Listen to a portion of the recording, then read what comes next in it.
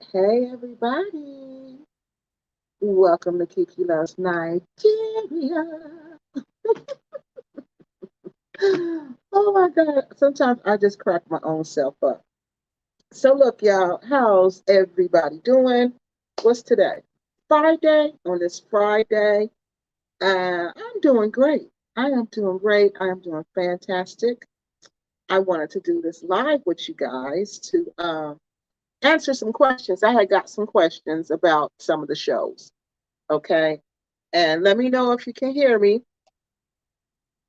And I had got some questions about some of the shows, and some of the questions are too long, too complex, and I can't answer them. Well, I could answer them like in written form, but some of the questions I think I could better respond to them um, in a conversation like this. So that was the impetus behind this live, is that I wanted to answer you guys' questions about those last three. Well, there was actually four videos. Was it four or five? I think it might have been five videos that we just did. All right. So for those of you who don't know me, my name is Kiki, and this is my show. My name's Kiki Loves Nigeria. I am what do I do on here? I talk about a lot of different things. I talk about pretty much anything that impacts your repatriation journey, anything that is going to impact you going back to Africa. I talk about it on this show. Okay. So I talk about different things, but they all have to do with you going back to Africa and being safe while you're there and having fun at the same time. Again, our topic today is just questions and answers. We're going to answer some questions about Miss Danita. I have some really good questions about her. Wanted to answer those. I had some questions about Miss Beverly. I wanted to answer those. And then I also had some questions about Black Acres. All right, so I don't see any questions. So we're going to keep on rolling because I had a lot to do today, but I wanted to make sure I did this. So the first thing we're going to talk about is Miss Danita. Now you all remember Miss Danita. Miss Danita was the lady who had went to, we did a whole series on Miss Danita. She went to Nigeria, and remember she had the two twin boys. The first trip she went to marry the man. She had never met this man, and she met him online through a friend. So let me get this clip up so I can remind you of that. And then I'm going to read the question. So she went to meet this man that she never met. And unfortunately, she passed away while she was there. And nobody knows what happened to this day. Nobody knows what happened. No, Oh, let me play this. I'm sorry. Miss Danita was an African American mother. Okay, hold on, y'all. Everybody, welcome back to Kiki Loves Nigeria. On this episode of Kiki Loves Nigeria, I'm going to give you an update on Miss Danita. Remember Miss Danita? For those of you who don't know Miss Danita was an African American mother of two special needs twins. Miss Danita was introduced to a man by her friend that the friend had met online. I believe it was on Facebook. After talking to this man for a short time, Miss Danita had decided she was going to Nigeria to not only meet this man, she was going to go to Nigeria and marry her new found love.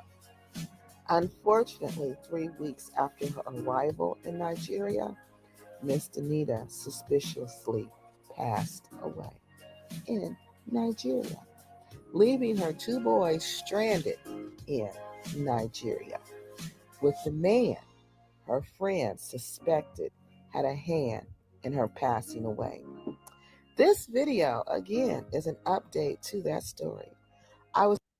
Okay, so that is the story about Miss Danita. Okay, yeah, Quasi is here. Hey, Quasi, how you doing? Hey, how you doing? I'm fine, and you? I'm doing pretty good.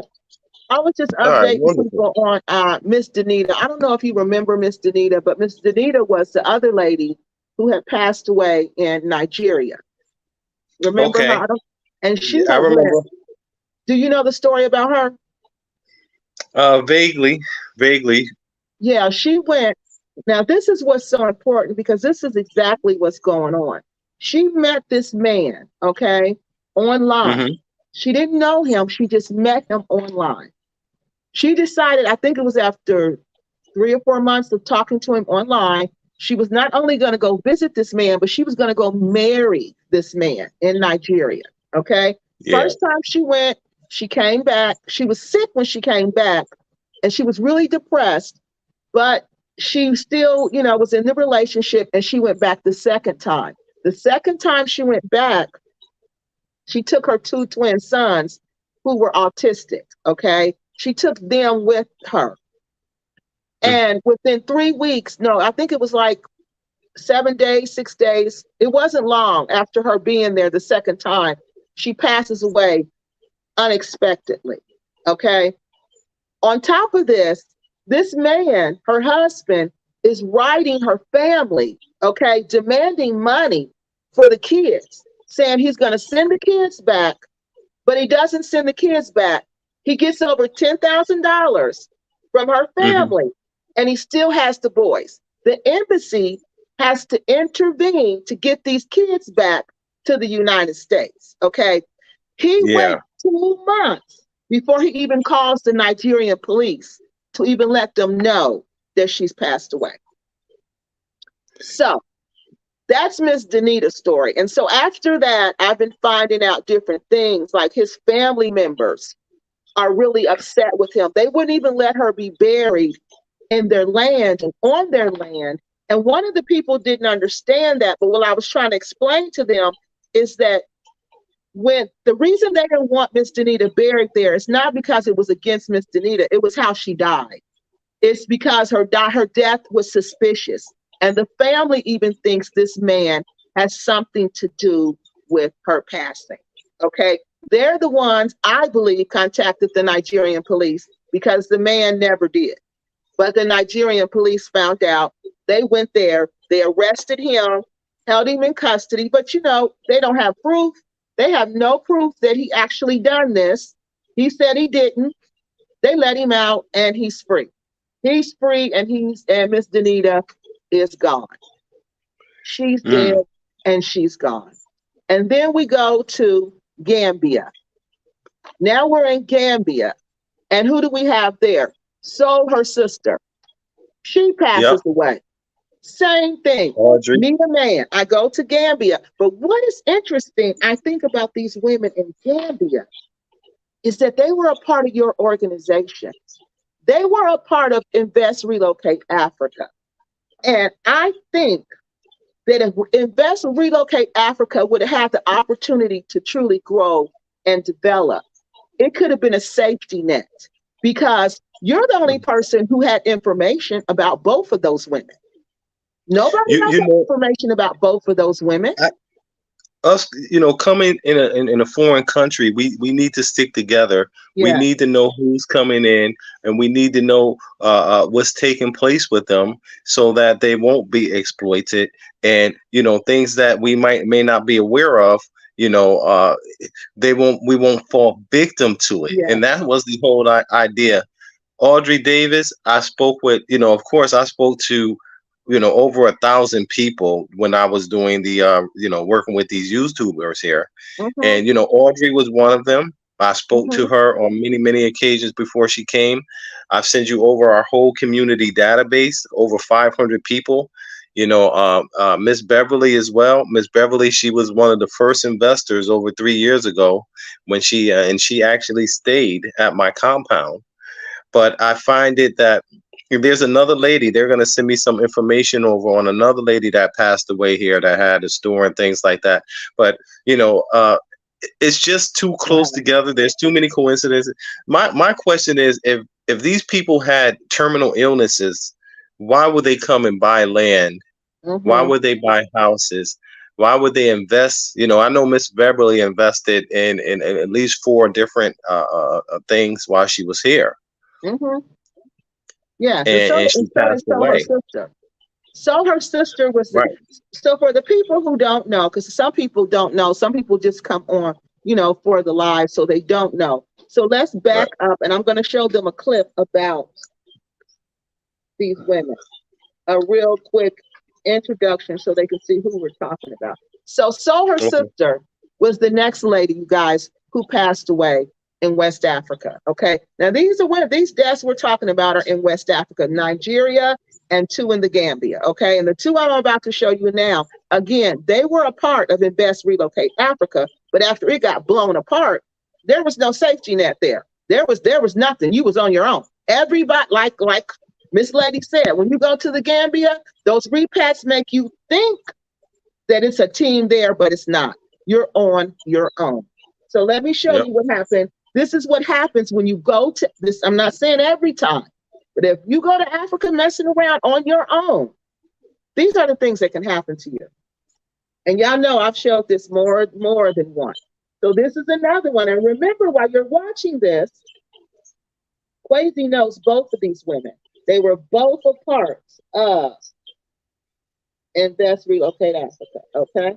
So this is Miss Beverly. Let me show you her. Welcome back to Kiki Loves Nigeria. On this episode of Kiki Loves Nigeria, I am here to tell you all again about another suspicious death that has occurred in the Gambia. Yes, another African American woman has passed away suspiciously and unexpectedly in the Gambia. You all to meet Miss Beverly Allen. Miss Beverly Allen was a repat from the United States of America, and from what I could find out, she was from the state of Maryland.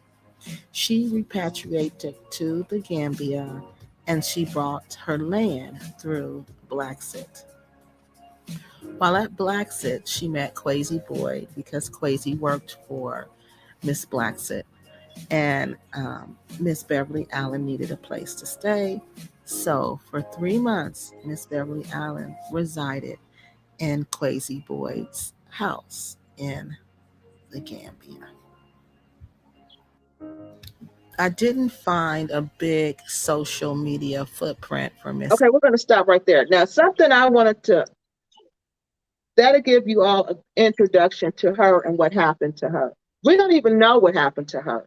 She just went to Africa. She was a part of Invest Relocate Africa. But you got to remember, these women were, so her sister, her name was, when you hear Quasi say Audrey, that was Audrey. Okay, that was Miss Audrey and Miss Beverly. Okay, they initially were going to Africa because they thought they were going to be a part of this organization. They thought they were going to be a part of Invest Relocate Africa. So once it got blown apart, again, there was no organization. So I'm asking the question, would they have went? Would they have even done all of this if there was never an organization? No.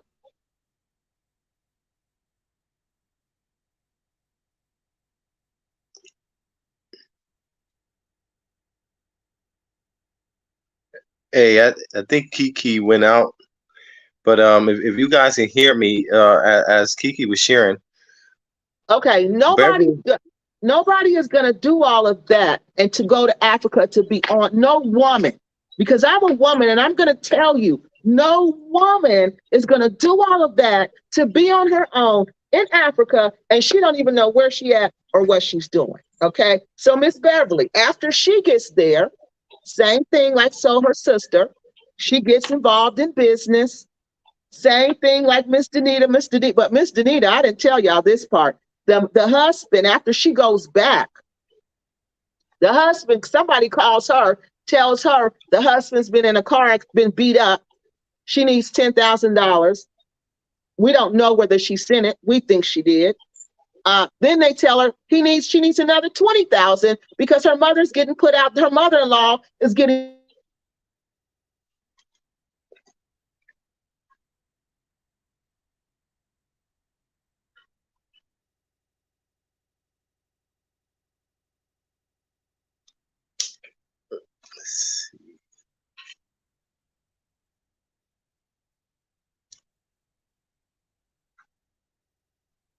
Yeah, I think I don't know if you guys can hear me. Can you hear me here?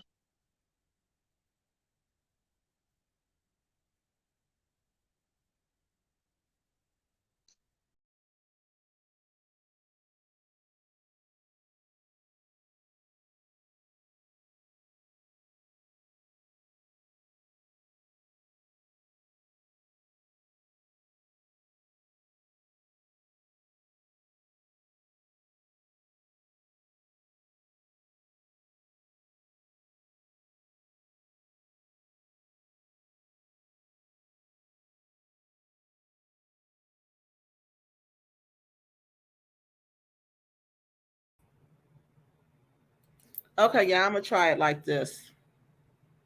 Okay. Yeah. Because this signal is horrible today. That's better right there. Okay, let me try it like this and see if this is better, y'all. Okay. So let me know if y'all can hear me. Hopefully this one won't cut off. So now we were talking about Miss Denita. Then they tell Miss Denita she needs $20,000. Okay, because the mother-in-law is getting put out of her house and they need $20,000. We don't know how much she sent. We don't know, but I know she sent it. She sent as much as she could because she got mad with people because they wouldn't give her the money. Then she winds up dead. Where's her property? Where's her money? Her family had to even fight to get her kids back. Because remember, those kids were disabled. They get checks from the United States government. Where do you think those checks were going to? They were going to that man. He had control of all of the money. All right, now we go to Gambia. So her sister, was she married to that man, Quasi, or was that her boyfriend? What was the relationship with that man? Do you know? I thought she was married to him. A lot of sisters, you know, they came and got married, or you know, they were dating these guys here, and you know, like I said, you know, when you come over here from America, automatically they see you as a meal ticket. Mm-hmm. They see, you know, and it's nice, you know, that you know they identify with us as being their lost brothers and sisters. But at the end of the day, you know, it's extreme. It's poverty. They don't have the money. They don't have the resources that we have in the States, and you know, they're not used to those type of resources. So when you come, and I seen, you know, after, you know, our organization was there so that everyone could, you know, we can have systems, we can have transparency, we can have protocols, we can have support, you know, as a community. Right. And when the shepherd, when they struck the shepherd in the flock separated, you had all of these wolves out there, all of these YouTubers, all of these people that have businesses here that said, hey, you know, let's benefit from all of the chaos, you know, let's stir it up, let's create chaos so that we can exploit these people. And it wasn't just, you know, people who were working with these different YouTubers that were here on the ground looking to benefit or to, you know, gain some type of favoritism with these YouTubers. It was also the Gambian people, brothers, and you know that you know, you have people who are corrupt everywhere. Yeah. You know, and I told you Beverly had a situation, and you know, everybody that came into this organization, when you hear me tell the story, you'll hear me say, I told this person. Mm-hmm. I told them before this even happened, don't mess with this person. Don't mess with that person. But they choose to, you know, go that route, thinking independently. You know, and Beverly, she, you know, with two of her first land deals, she lost. You understand? I was involved with the first one. You know, I was a business partner with Blacksit. You know, and I was a part of all the first land deals out Jam and Jelly. That's where I first brought my land at 3 years ago. And Jam and Jelly, but it's supposed to be Jam City.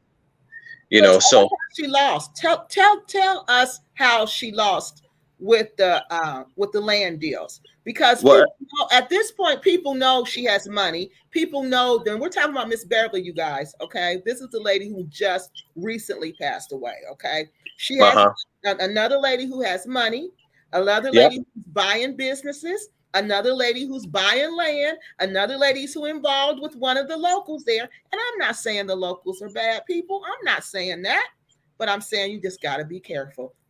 Not all of them, but you know, like I said, just for the mere fact that there's no you know, no regulations, it's an unregulated market. Okay, just for the mere fact, you're gonna have a lot of gray area and backdoor deals. You understand what I'm saying? You know, it's not that, you know, they're bad. You know, however, if you don't have a certain percentage that you're gonna get in a real estate deal, then you can, you know, get, you know, put it up 25%, 50%, 100%. You know, you'll go out there and buy some land for $2,000, and the agent marked it up 100%. And then even with apartments and stuff like that, and they'll take your money. People will take your money. It's not everybody, but most of our people are losing money. Yeah. You understand what I'm saying? In all of these countries that we're going into, putting our money in people's hand, and they don't have integrity. They don't have, your best interest. And it's because we're doing it the wrong way. We're not setting up the right, escrows, and we're not setting up community, and we're not setting up, governance bodies that's going to make sure that we don't lose. Exactly. So it's there, but not widespread. Exactly. So that is what's going on, people. So when you go into an environment like that, and people see you as having money, because that's how they see us. They don't live the reality that we live in the United States. So to them, the money that we do have, that's a lot of money. Okay. And they feel like, well, I know I can easily get it from her by manipulating her. So this is what is going on. This is exactly what's going on with these women. Okay.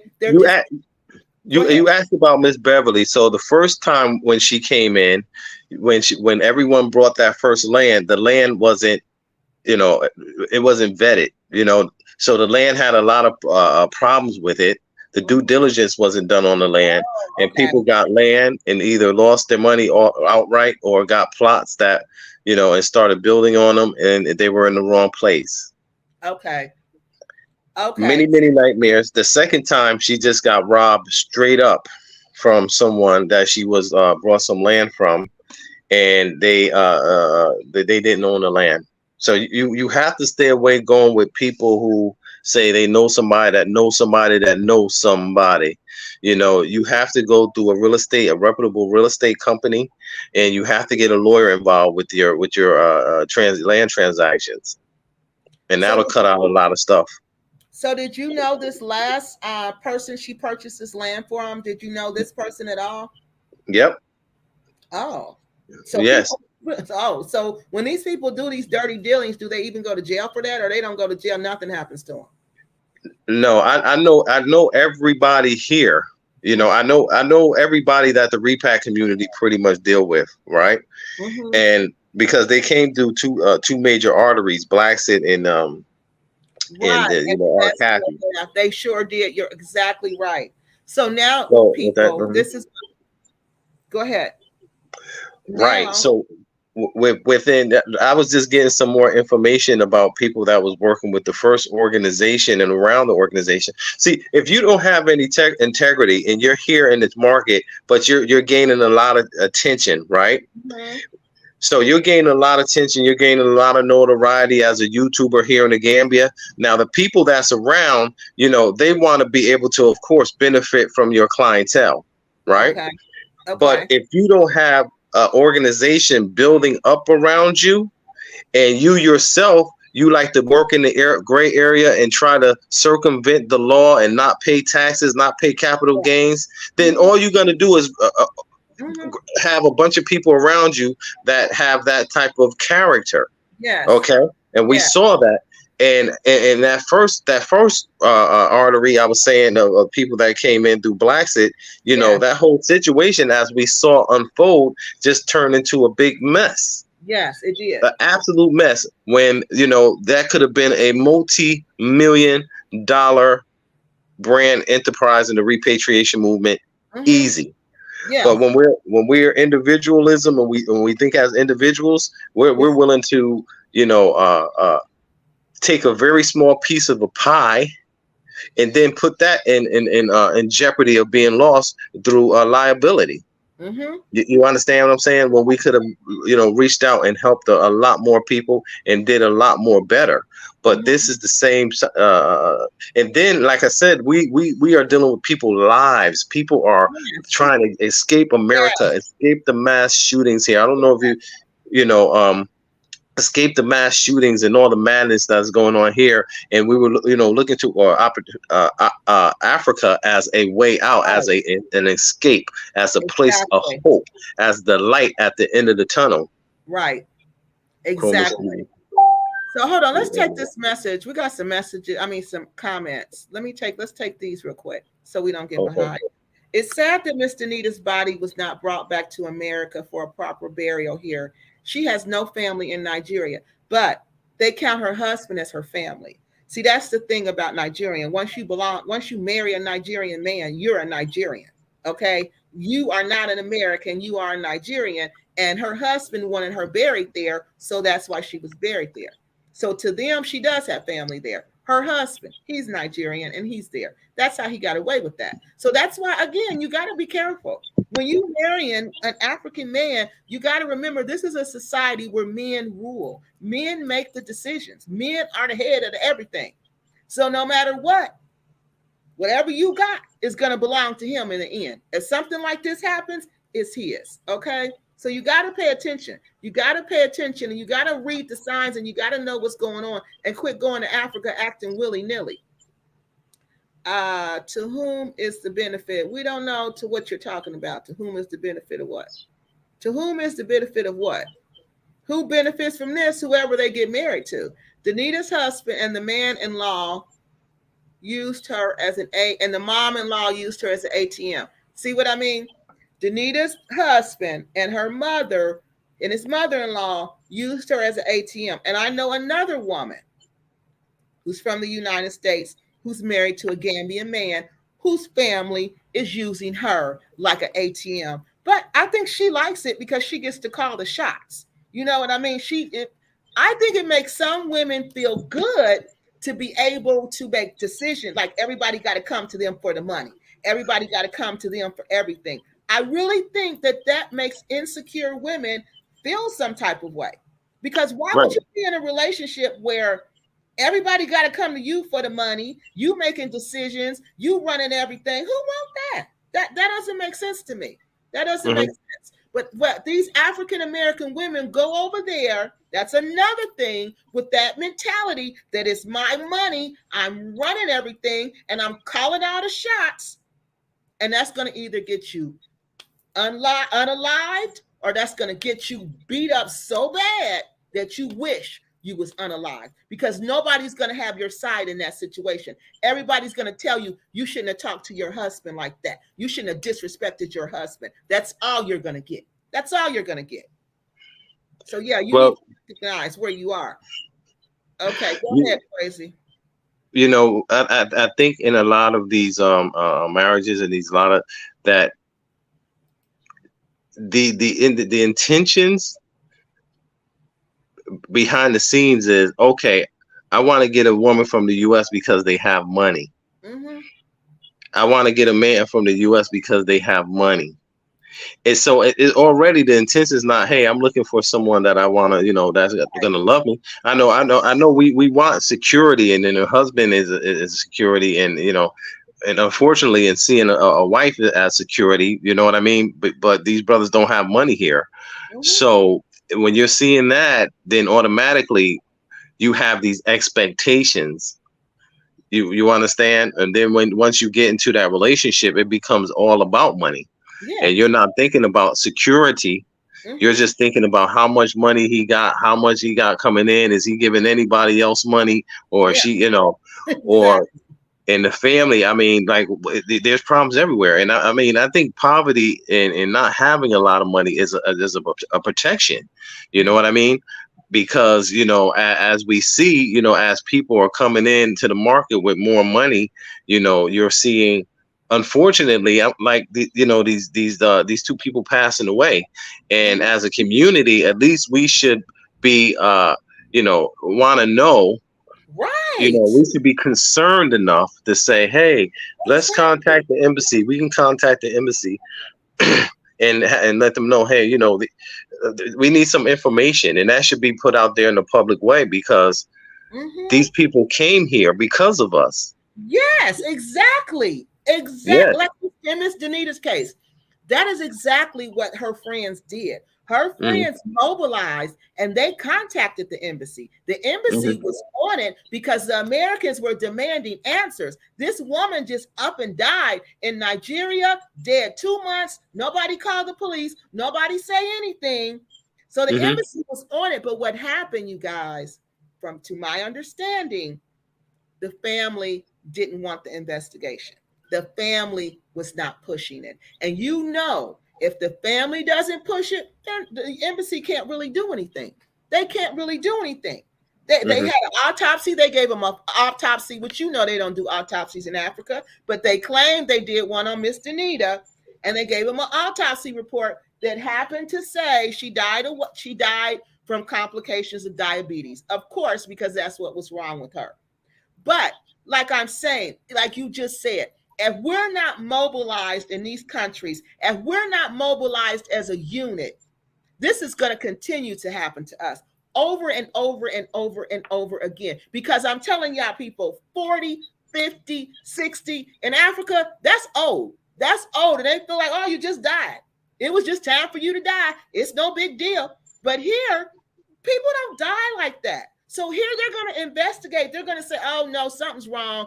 50-year-olds just don't drop dead like that, especially if they don't have any medical complications. But in Africa, they'll just say, oh, they're 50.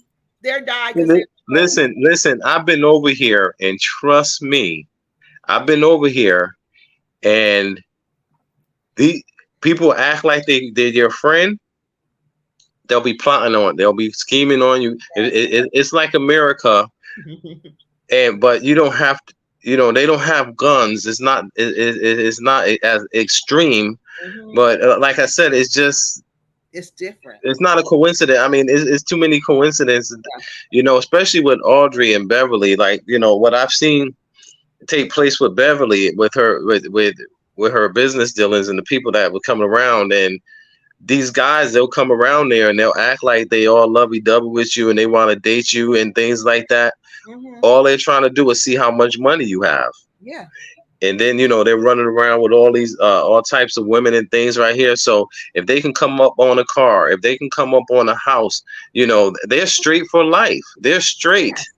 Yeah. You know what I mean? You come build a house over here and you in the way, it happens in America. We got to think when people have that type of, that type of wickedness in their heart. Yeah. You understand? Like they had a video of a sister marrying an old white man. You seen that video? Yes, I saw it. Old white man. And everybody was saying, congratulations, congratulations. Like she just hit the jackpot. And I'm like, well, you know what? And then, one of my family members was telling me, oh, she was playing a song, and the song, basically the idea in the song is like, sometimes you got to do something that's seen as that's bad to help. Yeah. Right. But, living and being in an environment like, like that means that you can be a victim of exploitation. No, you will be. You will be, definitely. And especially if you don't have anybody looking out for your best interest, you got to have somebody over there that's looking out for you. If you don't have anybody looking out for you, that's why you're going to get constantly taken advantage of, and they're going to smile in your face, because what we don't understand is the game that Africans play. They don't play the game like we do. Like, if we don't like you, we're going to let you know, oh, I don't like you, and I'm going to do this to you, and I'm going to do that to you. Africans, no. They're going to smile in your face. They're going to be cool to you, and they're going to be working their hand behind your back, and you're not going to even know it. You're not going to even know it. And if you ever find out, you'll be surprised. You'll be like, hey, check this out. Before everybody came, I had quite a bit of people working for me, and there was one individual that at the time they were saying, "Oh, Quasi wasn't paying this employee, yada yada yada, and things like that," right? And I shared with you that there was someone that was they were talking about my ex-fiance, right? Okay, but this particular person, right? Here with they're gonna tell you whatever you want to hear. Yes. You understand what I'm saying? To get that money out of you. Yeah. You understand what I mean? Yes. And it's unfortunate that I saw a couple situations with people that I was dealing with on a personal level that jumped into the chaos for the purpose to benefit financially. You Yes. understand what I'm saying? I mean, the majority Yes. of the people was trying to benefit Yeah. my financially, but like I said, it was several occasions that I gave this individual money, to do the right thing, and they didn't, but it was being put out there. Oh, like people coming over here Mm-hmm. and just jumping into people's businesses, jumping into their personal relationships, and then putting it out there as fact. You know, it has already crippled, already incapacitated people. I mean, it's just like it was a death blow, and we're seeing death follow up. From it, because like there's no safety net. There's like, I've had several women tell Hmm. me, I got into it with my husband. Me and my Yep. husband was fighting, and he beat me up. I had to get out of there. There was Yep. no place for them to go. There was Hmm. no place. There was Hmm. no one to pick them up. The only person I've ever heard people say that had their back when things got tough was Awa from what is it? Our Journey Towards Eden. The lady Awa, the black Renita, Israelite young lady. Ronita, Is Ronita, her?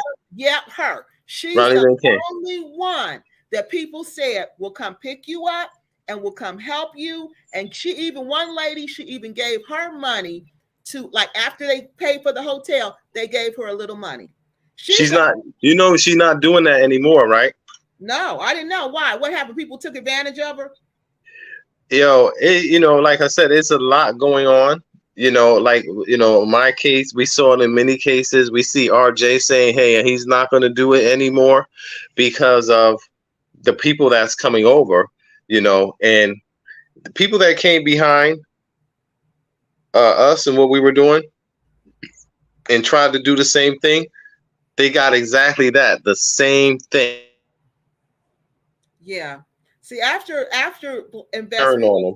yeah, After that, everybody that came over here and tried to do the same thing that we were doing, yeah, they got exactly that, the same thing. It was on a smaller level because we had it, we were at the top of the game here. But yeah. everyone else that tried to come and benefit and start their own little repatriation Mhm. processes and bringing people over and taking them on a tour, come in.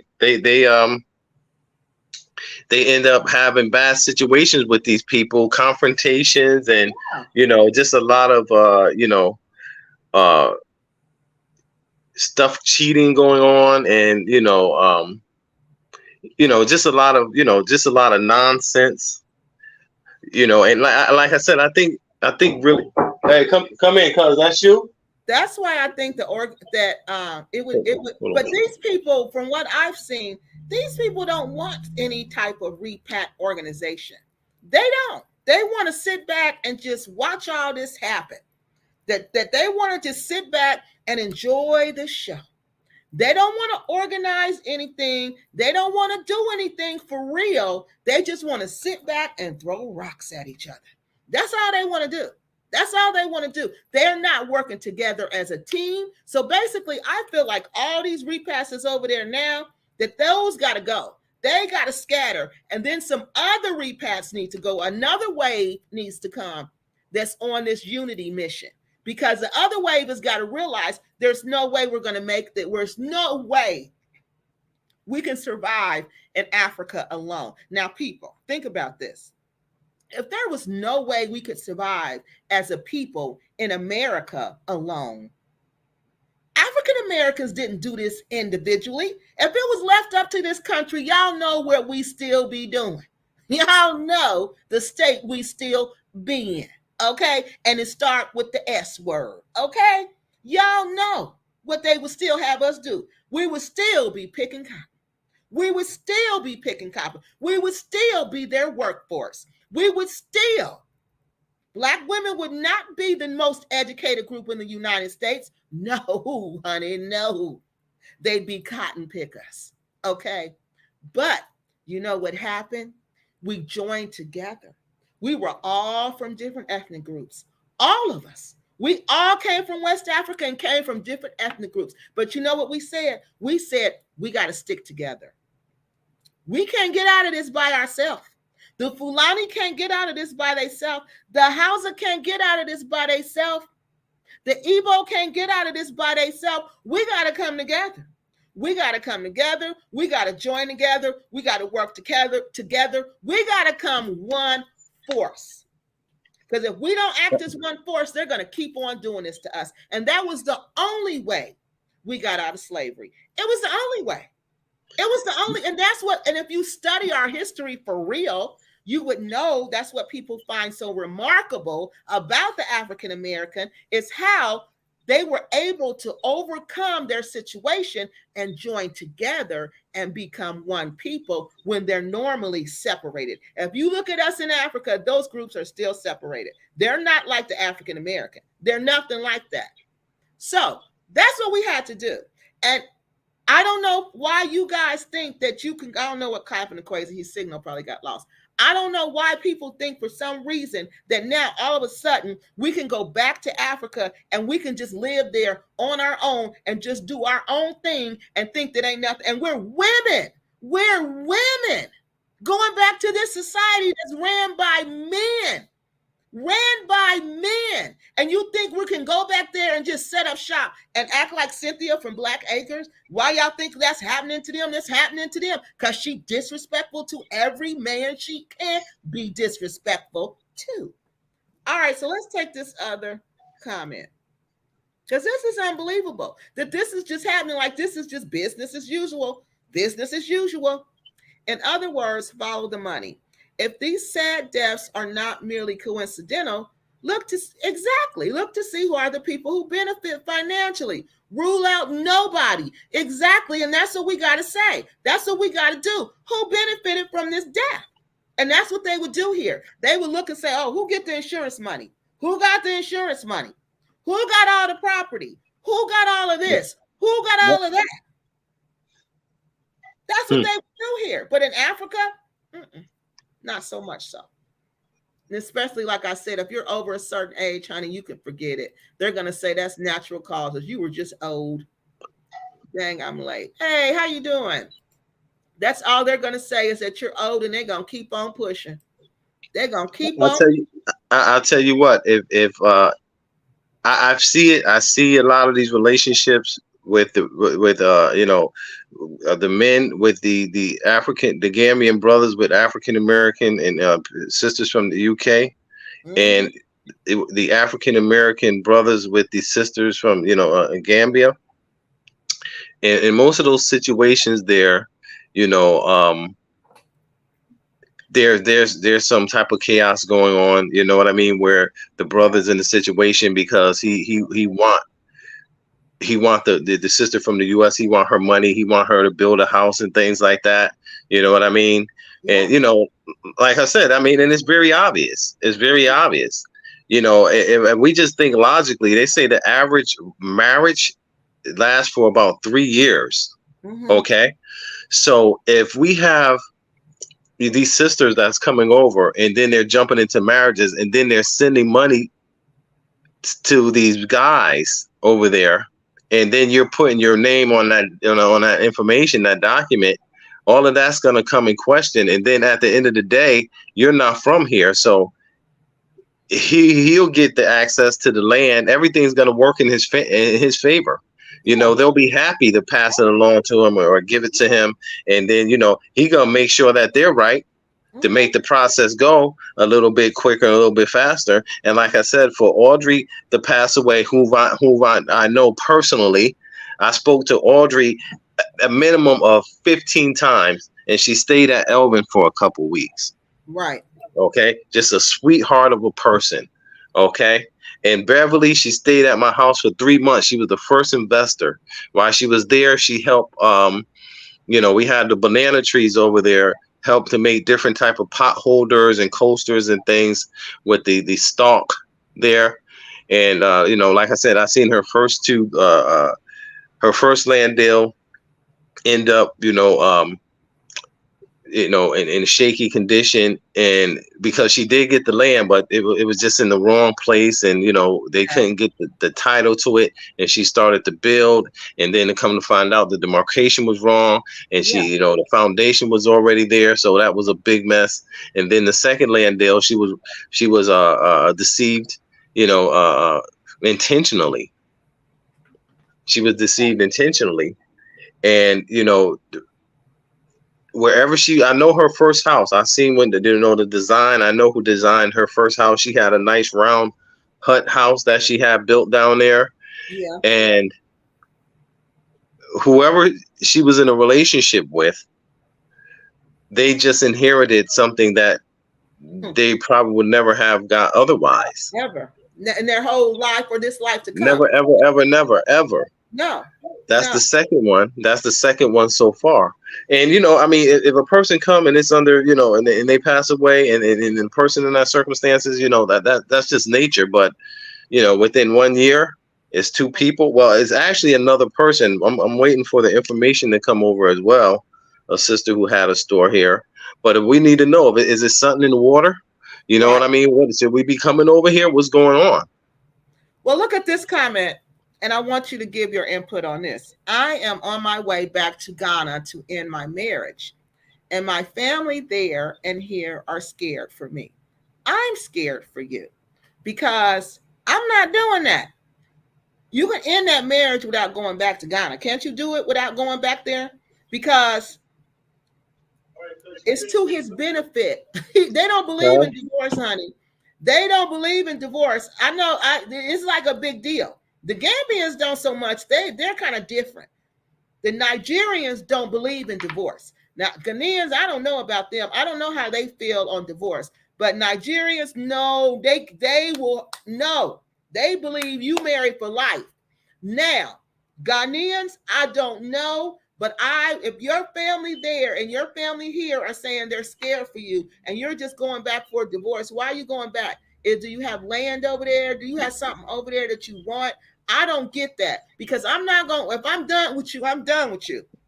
You can have everything over there because I'm not even coming back to visit. Okay, I love Nigeria with all my heart, but I will not be going back to Nigeria. I'm just not.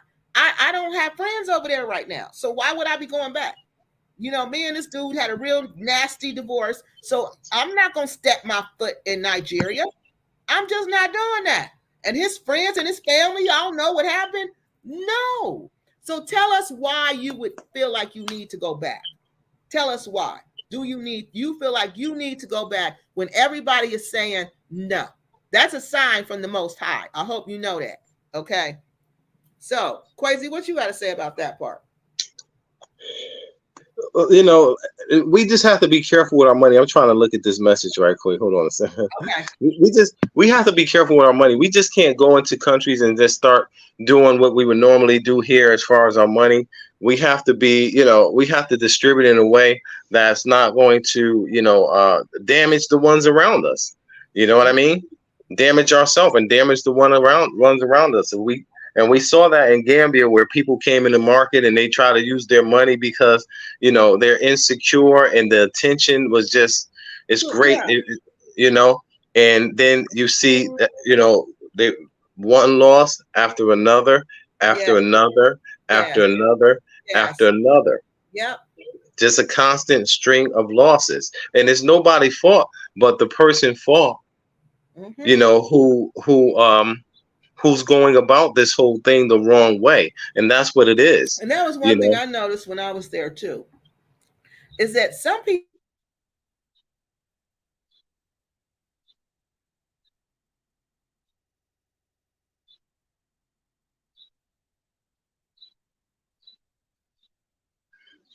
okay.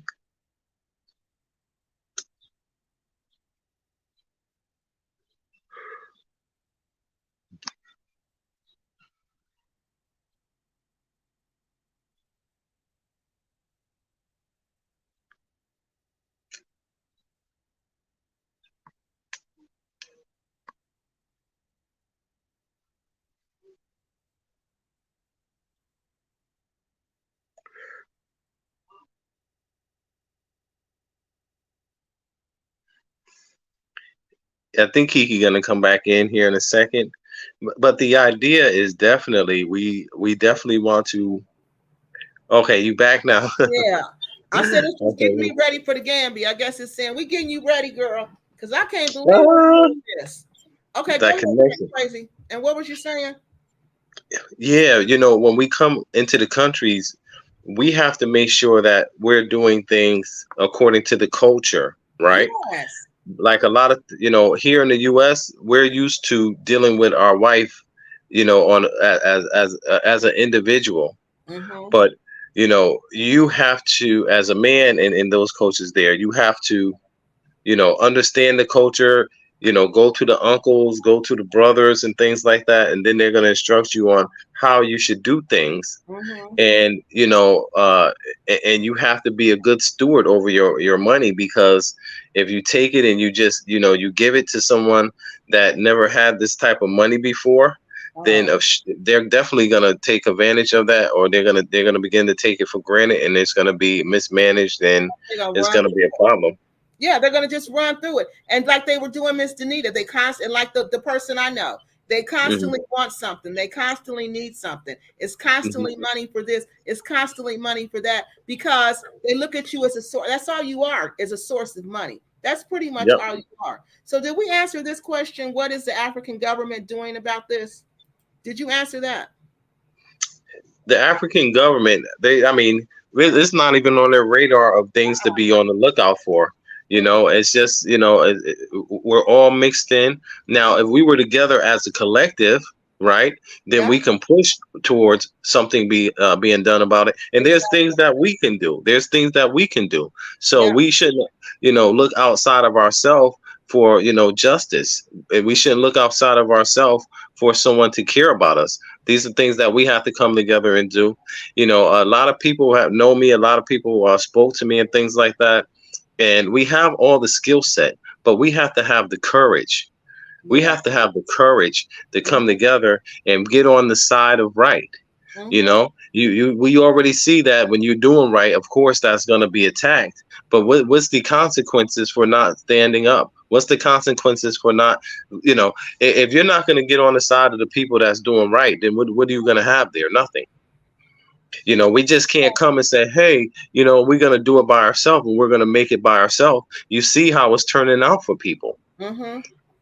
So there are organizations, and there are people on the ground that are doing the things the right way, that's integrating the right way and are being successful.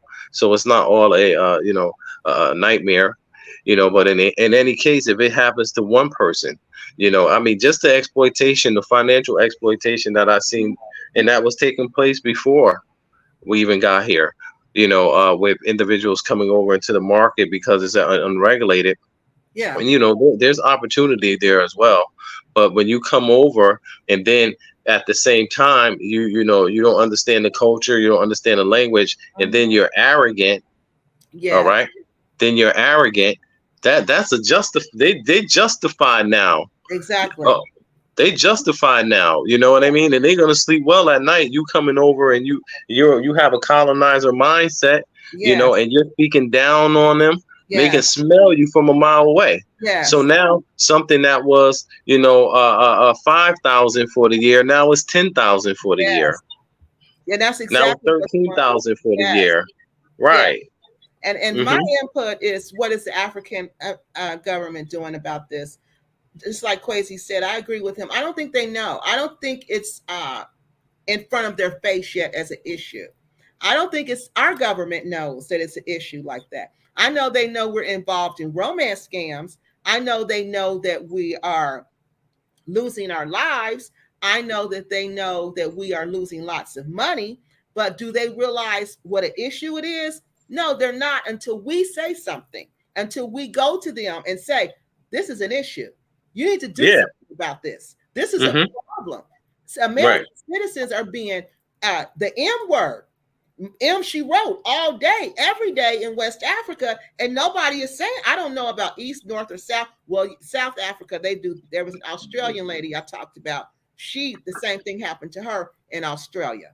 Okay, Australia's government, oh my God, their government is so involved in this. Their government is so working on this to stop these women and these men from being exploited by these romance scammers, because these are nothing but romance scammers, y'all. They're nothing but romance scammers. This is Hmm. all this is. It's just a new level to it now. That's what I'm telling you. They've just taken it to another level. They used to didn't meet you and marry you. They would just get your money. But now they found out, oh, it's better to meet you, to marry you, and then off you. It's better to do that, especially when you're old, because when you're old, to them, I'm telling you, 40, 50, 60, that's old. You're not living long. You're not living long. So you got to realize all of that. And the governments, no, they're not paying attention to it because we're not paying attention to it. We're not demanding anything from our government. The role of government is, number one, to protect the people. To protect the people. And that's what we have to remind our government. Your job is to protect us. To protect us. And when we go to these other countries, and this is how, when an American citizen passes away, you need to have some kind of contract where there's an autopsy done right away so we can know what happened. Right away. Why did this person die? There's nothing. There's no questions. Miss Denita was gone for 2 months, people. You know how her friends and family found out? On Facebook. On Facebook, because the husband took over her pages, took over her social media pages, pretending to be her and talking to people. And then he put the video out where she was gone. And that's how they found out. That's how they found out. And again, in Miss Denita's case, they did organize. It was a lot of them that organized, but the family did not push it. The family didn't want anything, didn't want it pushed, so they dropped it. Yeah, this is terrible. This is very terrible. This is really terrible. And I don't feel like you should go to Ghana because I don't know what you're going for. Americans do the Dr. Jekyll and Mr. Hyde. I am seeing here online. If you won't worship them, they're nice. Yes, they want you to worship them. You are so right. Americans want you to bow down and worship them because they got the mighty dollar, because they got that dollar, and they want you to bow down and worship them. And if you don't, you see how they're going to treat you. Not at all. Plenty do the change. Yep, they do. They switch it up. They want to be worshiped because you got to remember, these people have probably never had any attention in their life. But then when they get on YouTube, they got all this attention. These Africans, you just them. And I'll tell you what, you were saying something, man. You said about these romance scams, right? It seems that nowadays every relationship is a damn scam, a romance scam. Because they have money. You can get money from them. You people, right? They don't understand what loneliness is doing to the mindset of Americans, people in the West. They are so lonely that they're getting involved in these romance scams because they can't think clearly because they're lonely. Like I said, lonely is a drug. It makes you do things you wouldn't normally do. You're not going to, no man is going to normally send a woman over $100,000 and he's never met this woman. No man is going to do that. But a man who's lonely, a man whose wife has passed away, a man who's sitting in the house, he don't have nothing but work, he's going to do that. He meet this woman online. He don't even know whether she's real or not. He doesn't know if he's talking to a man or if he's talking to a woman, but he's sending her money. He's sending her money. And then what does he do? He kill himself. I haven't told his story yet. He's from London. He was from London. So this is for real. This people is for real. People are dying from this, all from the West. They are just, this is unbelievable. I was told that I needed to come back in person to sign a divorce paper. Okay, so so what's the agreement? Like what you got, do you have property? Do you have a lawyer there? Can't he sign for you? Can't you e-sign? I'm serious. I don't even see why you got to go back for that. I know in Gambia, all you have to do is write a letter. See? For the divorce. Yeah. All you have to do is write a letter. Right. I can't imagine them making you come back for that. And you're from another country. I don't even imagine. Yeah, you need to check with them there. Because then what are you going to lose? Is he going to pay you alimony? What's he going to pay you with CDs? What's he going to pay you? How's he even going to get it to you? Who's going to enforce it? Are you going to win something? I mean, I just would be done with it. I would just be so done with that. I wouldn't even go back. Yeah, fax your signature. Exactly. Fax it to me. Let me fax it back. Remember when we used to do that, y'all? We was faxing all the time. Why can't they fax that? I know somebody who was getting a divorce from somebody in Gambia. and they faxed them. They emailed them the document, and all they had to do was e-sign it. No, the U.S. government is not doing anything because it's not being brought to their attention. They're not going to do anything until we hold their feet to the fire to do something. That's the whole thing. Thank you for Black. I got to check it out. Please do. Please do. Please just don't go over there. All right. It's about unification, people. This serious time. Yes, it is.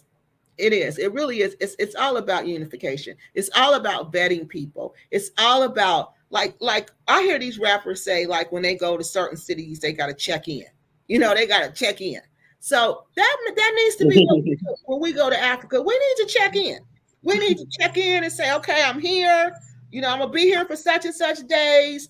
If you don't hear from me, then give me a call. If you don't see me, then come check me out. I'm staying here. I'm staying there. We need to seriously do that, because if you don't, oh my God, you're just setting yourself up for so many different tragedies.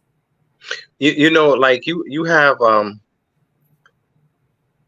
lot of people that's out here that are on YouTube promoting Africa, right? And they're saying, and they're not here in Africa, and they're saying, come over to Africa, take a tour, come over, right? Then you have us that's here in Africa, right? Like the situation with me and RJ, right? Yeah. And remember Dinah Samir? We was on Dinah Samir. Yeah. And Dinah was like, RJ. You guys don't have the situation. When RJ had a situation, he pretty much came out with, he showed the receipts, right? You can hear me? Your volume gone. Yeah, no, it's I muted it because I'm on I got a phone call. But okay. But he was saying that RJ came out with the receipt. RJ ass was in jail at that time. You know what I mean? RJ was actually locked up in the time where, we were addressing the idea of how, we have repats or individuals here on the ground making things happen. And then you have people who come in, as friends and as investors and things like that. And then they turn right around and use that relationship to try to undermine, what it is that you're doing. And then you have, all of these other people that's on the sideline that want to, become a part of the frenzy, right? You have all these people on the sideline, but the people that's promoting the movement will always sell out the movement, because, the people that's promoting it for money. You understand what I'm saying? Oh, I just seen so much coming from our people, man, and against one another, man. It's ridiculous. And this whole idea of us, we're just in denial. We're in denial, and we're just complacent with our situation, so much to a point to whereas we can see something that was as great as Invest Relocate Africa, or something that was great as the Art Kathy Hills, and with her promotion, because she was promoting and she was saying, hey, listen, it's about the community. Right. So let the community work. Let the community work. She wasn't saying, hey, send me the money, I got land for sale, blah, blah, blah, blah. She wasn't doing it for herself. She was promoting the community. Yeah. And that's what it has to be about. It has to be about the community, or it's not going to work. And you see, it is not working. It is not working. These women are losing their lives, and this is not working. And I think these people who come on YouTube and tell these African-American women to come to Africa by yourself, I think that is so irresponsible of them. So irresponsible of them to do that. Because if you come over there by yourself, for one, you're going to meet somebody. Don't think you're not. I don't care how you look. I don't care how bad you think you look. I don't care how big you think you are. You better believe you're going to meet somebody. You're going to meet somebody probably the first day you're there. And I'm not saying it's a bad person, because within those bad people, there's good people. There's always some good people within those bad people, but you got to go through them, honey. You can't just be like willy-nilly, oh, he this and he that, because he giving you some attention. No, because the way you're going to know, he's going to start asking you for stuff. And it's expensive stuff. And you're going to think, what? Why would you be asking me for that? You know, this ain't normal stuff you ask somebody for. And first, let me tell you, African men, they're not going to ask you for nothing. They don't like to ask you for money. So they're not a real African man. He ain't going to do that. He's not one that's taking you serious and taking your relationship serious. He ain't going to ask you for money. He's not going to do that. Not going to do that. You're not going to feel like I'm paying my way in this relationship. If you feel like you paying your way in this relationship and you paying for every single thing, then you need to question yourself and say, is this a real relationship? Then you need to question yourself. And if you just in it because you just want to be with somebody, then be honest with yourself. Be real with yourself. Don't think this person's loving you. Know that this is all about the money. And when the money is gone, I'm gone. But they figured that out. They figured that when you go, the money go. So the way they get to it now, we just get rid of you and keep the money. Because I told y'all they get your benefit. Once you pass away, they can apply for your benefit. Did you know that, Crazy? Yeah, yep. Mm-hmm. They can get your benefit once you pass away. Yeah, so all them old men over there, they ain't even old, 50, 60-year-old men over there with them little young Gambian girls thinking they doing the thing. They done left their wives and their kids. I can't believe it. I just can't believe it. I cannot believe it. And they think these women love them? How? How? They don't love you. They don't love you. Trust me, they don't. It's all about money. You can tell if they love you. You can tell if they love you. Because they're not going to keep asking you for everything constantly. Like that one crazy, that one lady, Lisa. How the whole family was asking you for money. That was crazy to me. The grandma was asking you for money. The kids was asking you for money. Everybody. I was like, oh my God. The whole family just sit and ask you for money. That was unbelievable. That was unbelievable to me. You know, like I said, you know, they're gonna see you that way, and like I said, you see just, you know, all the everything that we lost. You know what I mean? And that's what's saying and unfortunately we're still losing, and people don't even realize that we're still losing, because you wouldn't believe everything I have to go through to find accommodations when I go to Africa. It is unbelievable. This trip to Gambia alone, I had to go through, I think, 2-3 houses. 2-3 houses alone. That shouldn't be the case. That shouldn't be the case. But if we had an organization and we had a list of vetted businesses, we could just tell you, go to this person, go to that person, this house, this person's not scamming you. They will scam you. They will lie to you. They will say whatever they want to you to get the money from you.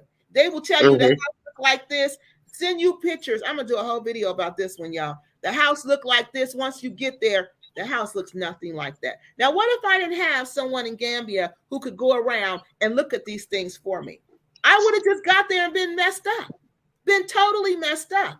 And that's what's happening to these ladies. Just like the one lady, Stephanie, the older lady, she was talking about she would rent these houses and it would say the whole house. But when you get there, it wouldn't be the whole house. It would be like an apartment. It would be a room inside the house, or it would be the upstairs of the house. Okay. But if Miss Stephanie had somebody there, then they could go check it out for her and make sure everything is legit for her. You know, but we don't have that anymore. So we're just going, these people are inviting us to Africa, talking about, you know, is this and is that. And it is nice. Don't get me wrong. Africa's nice. Africa's beautiful. When you find the right people, it's a lot of fun and you can have a great time, but you got to be careful. You got to be careful. You got to. Yeah. And that's the whole, you got to be careful. And nobody is telling them, oh, you got to be careful. Oh, this is happening over here. That's happening over here. People are dying over here. Nobody is saying that. Nobody is saying anything about that. Nobody. There's no outrage or anything. Girl, they may get the first check of my benefits, but I guarantee you that won't make it to the bank they won't make it to the bank to cash it. But they got these women, so they just giving them the whole check. I went through the same thing. Stop communicating with him. It was all the money. Kiki, you are right. He asked me to marry him, say to no. If somebody asks you to marry them, say no. Yes, because it's all about the money. And when there's no more money, you have no more value. But you have more value. That's why it's better just to off you. Because once I off you, I can get your house, like Miss Beverly. I can get your house. I can get your land. Whatever money you got in the bank, that's coming to me. Whatever you got, that's coming to me, because you don't have no family over here. I'm your only family in Africa. Scammers playing the long game. Visit the long game. Visa, bigger stakes. Right. Exactly. Will not ask for anything. They are fully aware asking for anything raises the red flag suspicions. Exactly. So see, these ain't even real scammers. It's like Crazy said, these is wannabe scammers. But they know that I can get something from this woman. I can con her out of this woman. I can get money from her. I can get her to buy me. This lady I know, honey, y'all, she done bought land.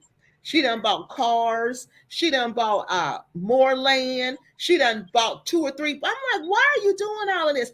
Oh, I got what is it? Power of what is that? Prenups. I got prenups. Oh, I got prenups. But if he off you, how is the prenup gonna make a difference? It's not. It's not gonna make a difference at all. And if you don't trust him to the point where you got to get a prenup, why would you even marry him? That makes absolutely no sense. It's just not worth the risk, Kiki, in my opinion. It is a very big risk. But it's just like here, y'all. You know, you take risk here. He ain't gonna off you like that, but he could. He could get mad and off you, because they do it all the time. They get mad, and it's called domestic violence, and y'all know they will off you in a minute. So this offing you is not something we don't know about. This is something we know about, okay? Because that was one of the main reasons I didn't talk to African American men, because I wasn't down with that DV stuff. I didn't go for that. So I just said I got to be with somebody who can't put their hands on me, who that ain't their first option. Now, a real African man, his first option is never, ever to put his hands on you. A real African man will never, ever hit you. He will never do that. He won't even raise his voice.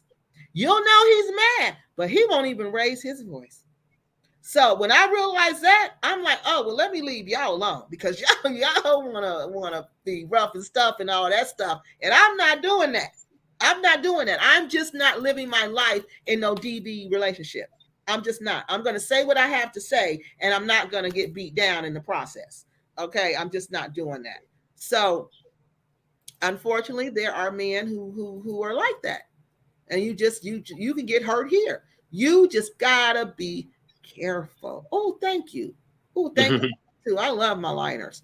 You just got to be careful, y'all. You just got to be so careful. And I keep telling y'all, it's so very important that we have some type of organization. We got to have some type of organization. If we don't have some type of organization, this is going to continue to happen over and over and over again. And just like Kwesi told us, there's another one over there.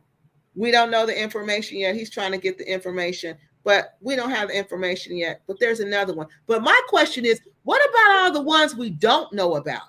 That's what I want to know, because when I look up, there's a database that you can look in that says for Americans who have passed away in other countries.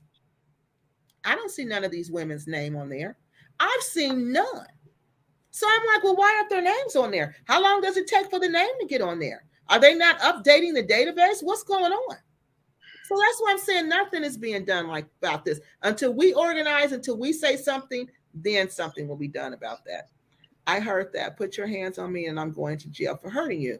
That's why I am single and I don't play. I don't like putting your hands on me. That ain't fun. All right, Quasi. I know it's late there. Do you have anything else you want to add? Because I want to talk about Black Acres, and I don't want you on here when I talk about them. Oh, this is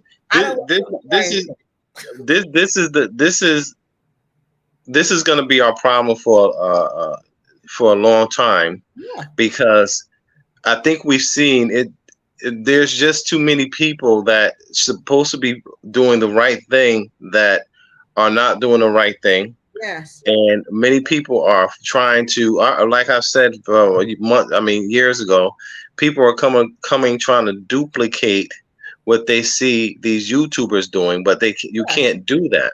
Mm-hmm. So if I'm here and you see me and I'm building a house and you see me moving around and traveling, and it's because you're sending donations for that.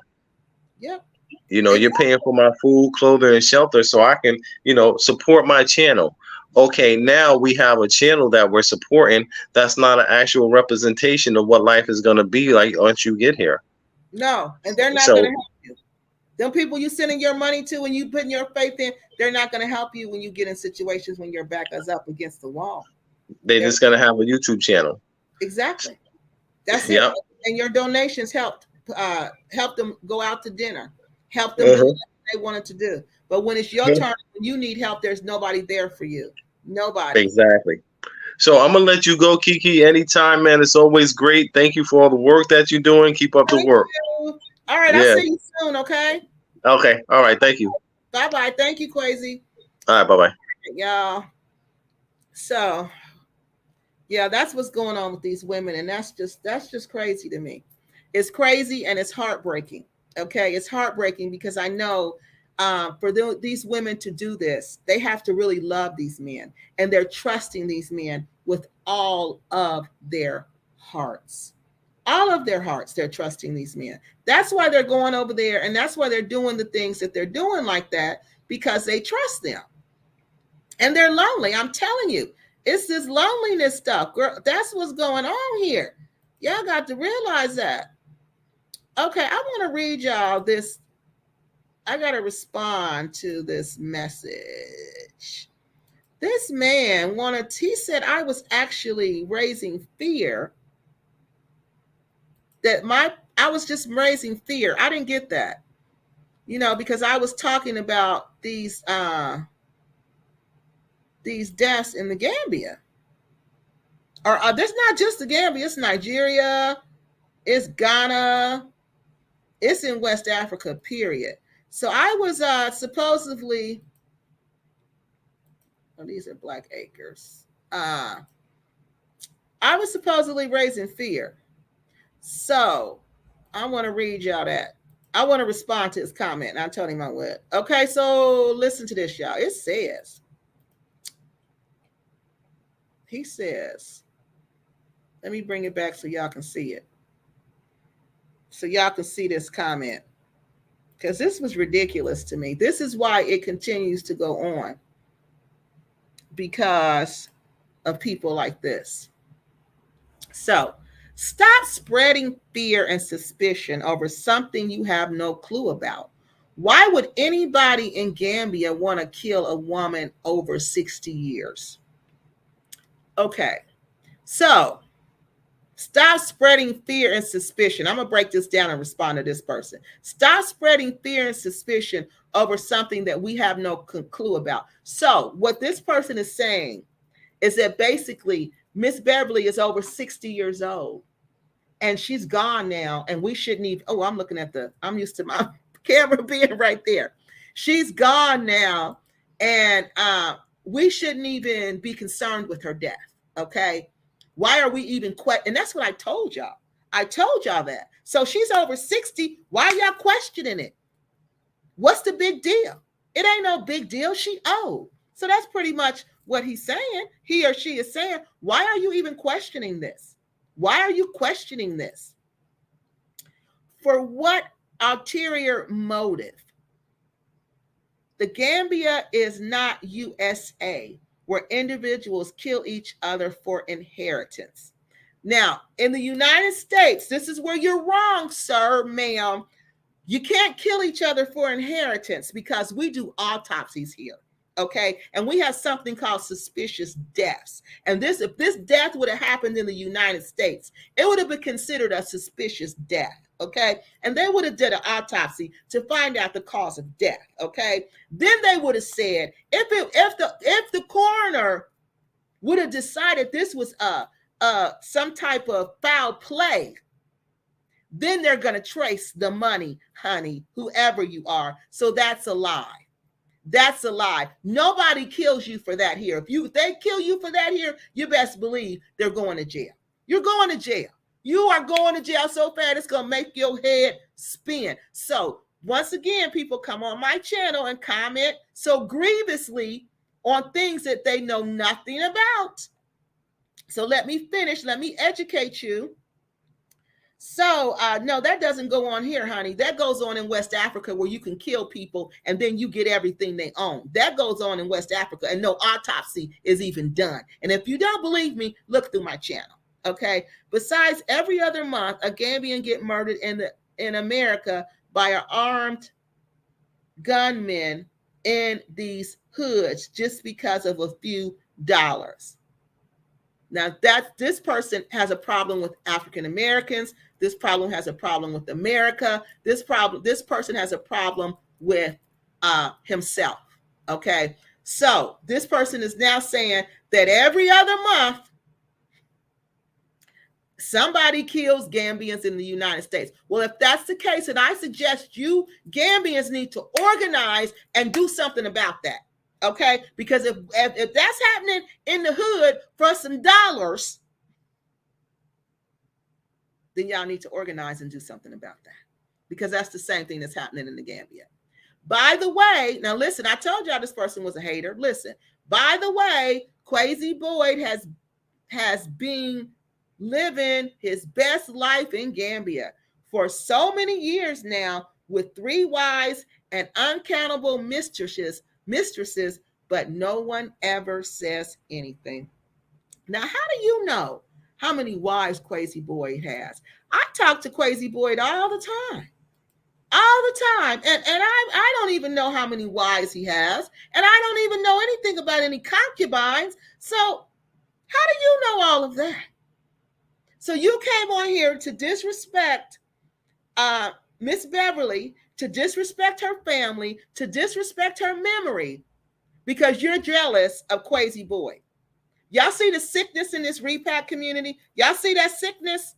You see the sickness? That's what I'm talking about. That's sick. That is sick. That you wanted to disrespect this woman so bad because you wanted to take a jab at Quasi Boyd. Scammers doesn't want us warned. No, they don't. They don't want you warned. They like you continuing to know nothing. Plenty do harm over money. With any money, that this person is ridiculous. These people are ridiculous. Miss Kiki, I'm the one who asked you to please do a story about those heathens, so y'all come for me. Yeah, this is just crazy.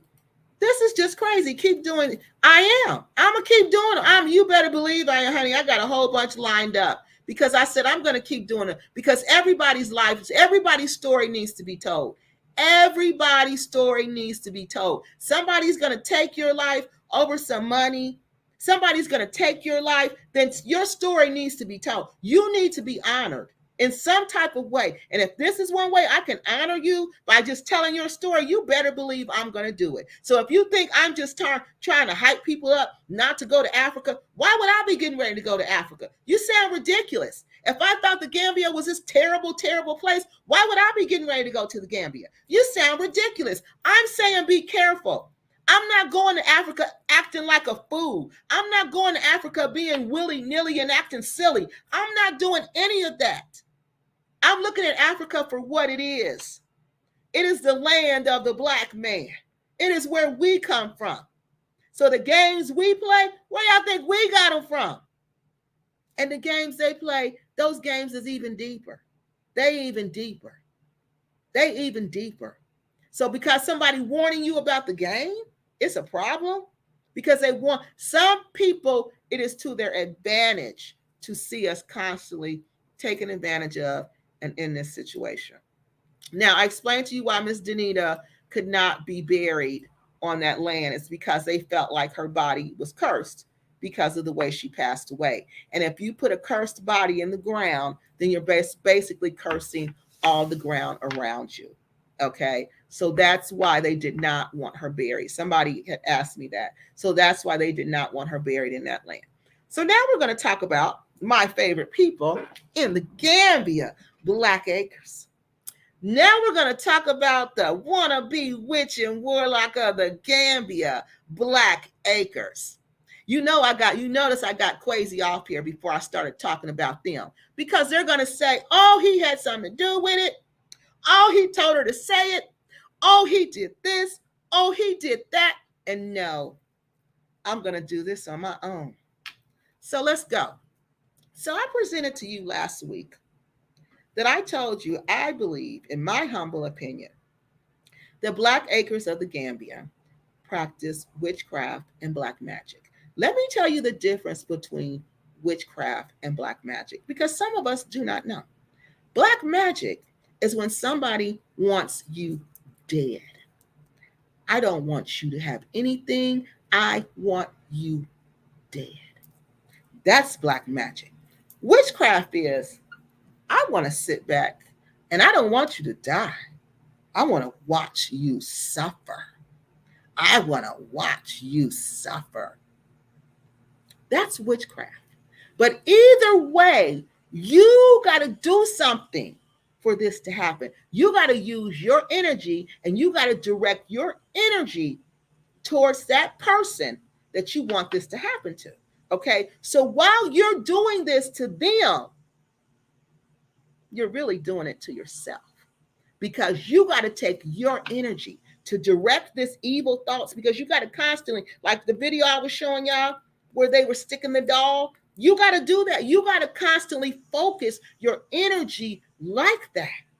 So when you're focusing on that negative, I want this to happen to that person, I want that bad to happen, you got to, in essence, bring the badness to you to release it to them. You get it?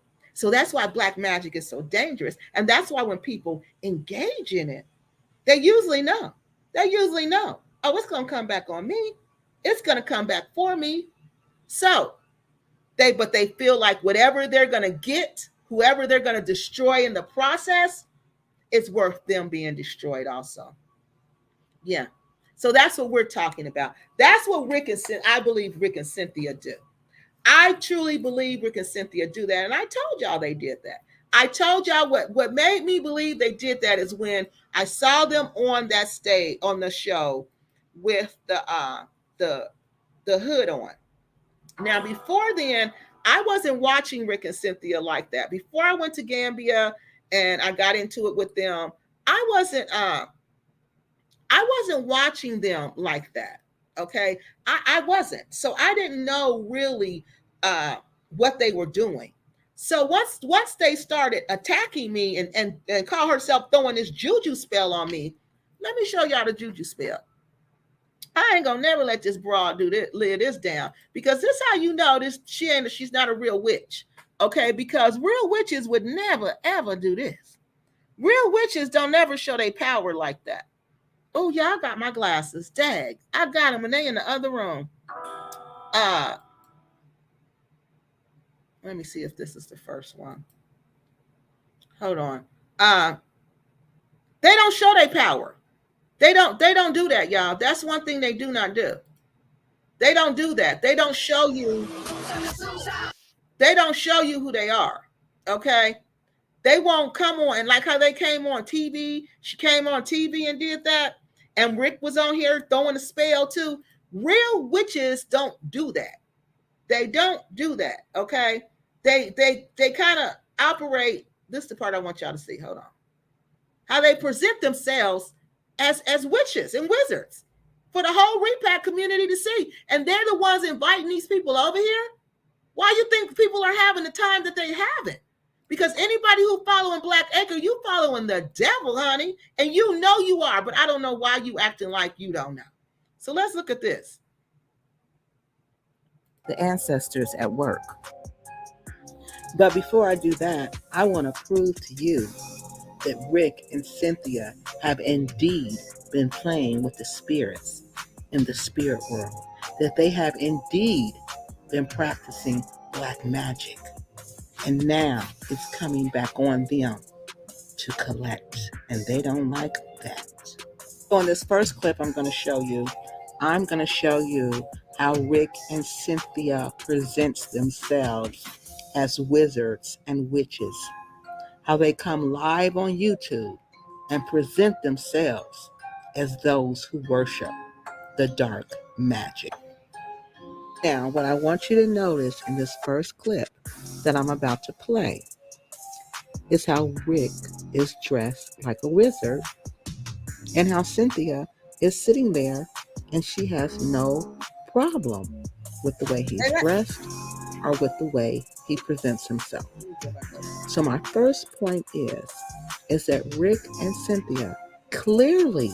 Now, if they was not into this, she's not gonna let him go on YouTube like this. Hold on, let me show y'all. She's not gonna let him go present himself like this. She's just as into it as he is, okay? But she kind of scared. She kind of scary. She really scary for real. So she's like, okay, so is this spirit really taking on him or is he just playing? So look at this. Sweet daddy looking like a wizard. So the people done already told him he looked like a wizard. They ain't say nothing. He sat like this for 2 minutes. Sweet daddy looking like a wizard. Even after one of their subscribers made a comment and said, Rick sitting there looking like a wizard, they just laughed it off, and he's sitting there like he's in a trance. That's what he wants, y'all. He wants to present this image that he's in a trance, y'all, that he's so into the spirit that the spirit has taken over his body. Yeah. And he's a wizard, and he's in this wizard trance. So that's the way he's presenting himself. So don't you think that if you keep presenting yourself to the devil like that, you keep presenting yourself to the dark forces like that, you think they're not going to enter your body, people? You think when you open yourself up to the dark, because you got to remember, spirits want a body. They want a body to live in. That's their ideal place, is a body, so they can act out whatever they want to act out.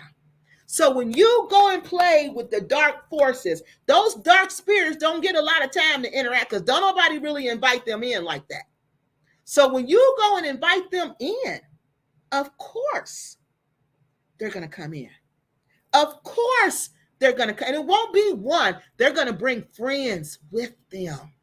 They bring legions. That's what they do. They don't even realize. That's why I said these fools don't even realize what they're doing, and they're doing this in Africa. You're doing this in Africa where the spirit world is alive, where they warn you and tell you how this spirit world in Africa is alive, and you're over there playing like you're a wizard, and she's playing like she's a witch. That's finished. And then you wonder why they're getting what they're getting. Oh, this don't have nothing to do with Kiki Loves Nigeria. This is all about them. This is all about them, people. That's what this is about, them. So let's finish watching, because now he's going to cast a spell on you guys.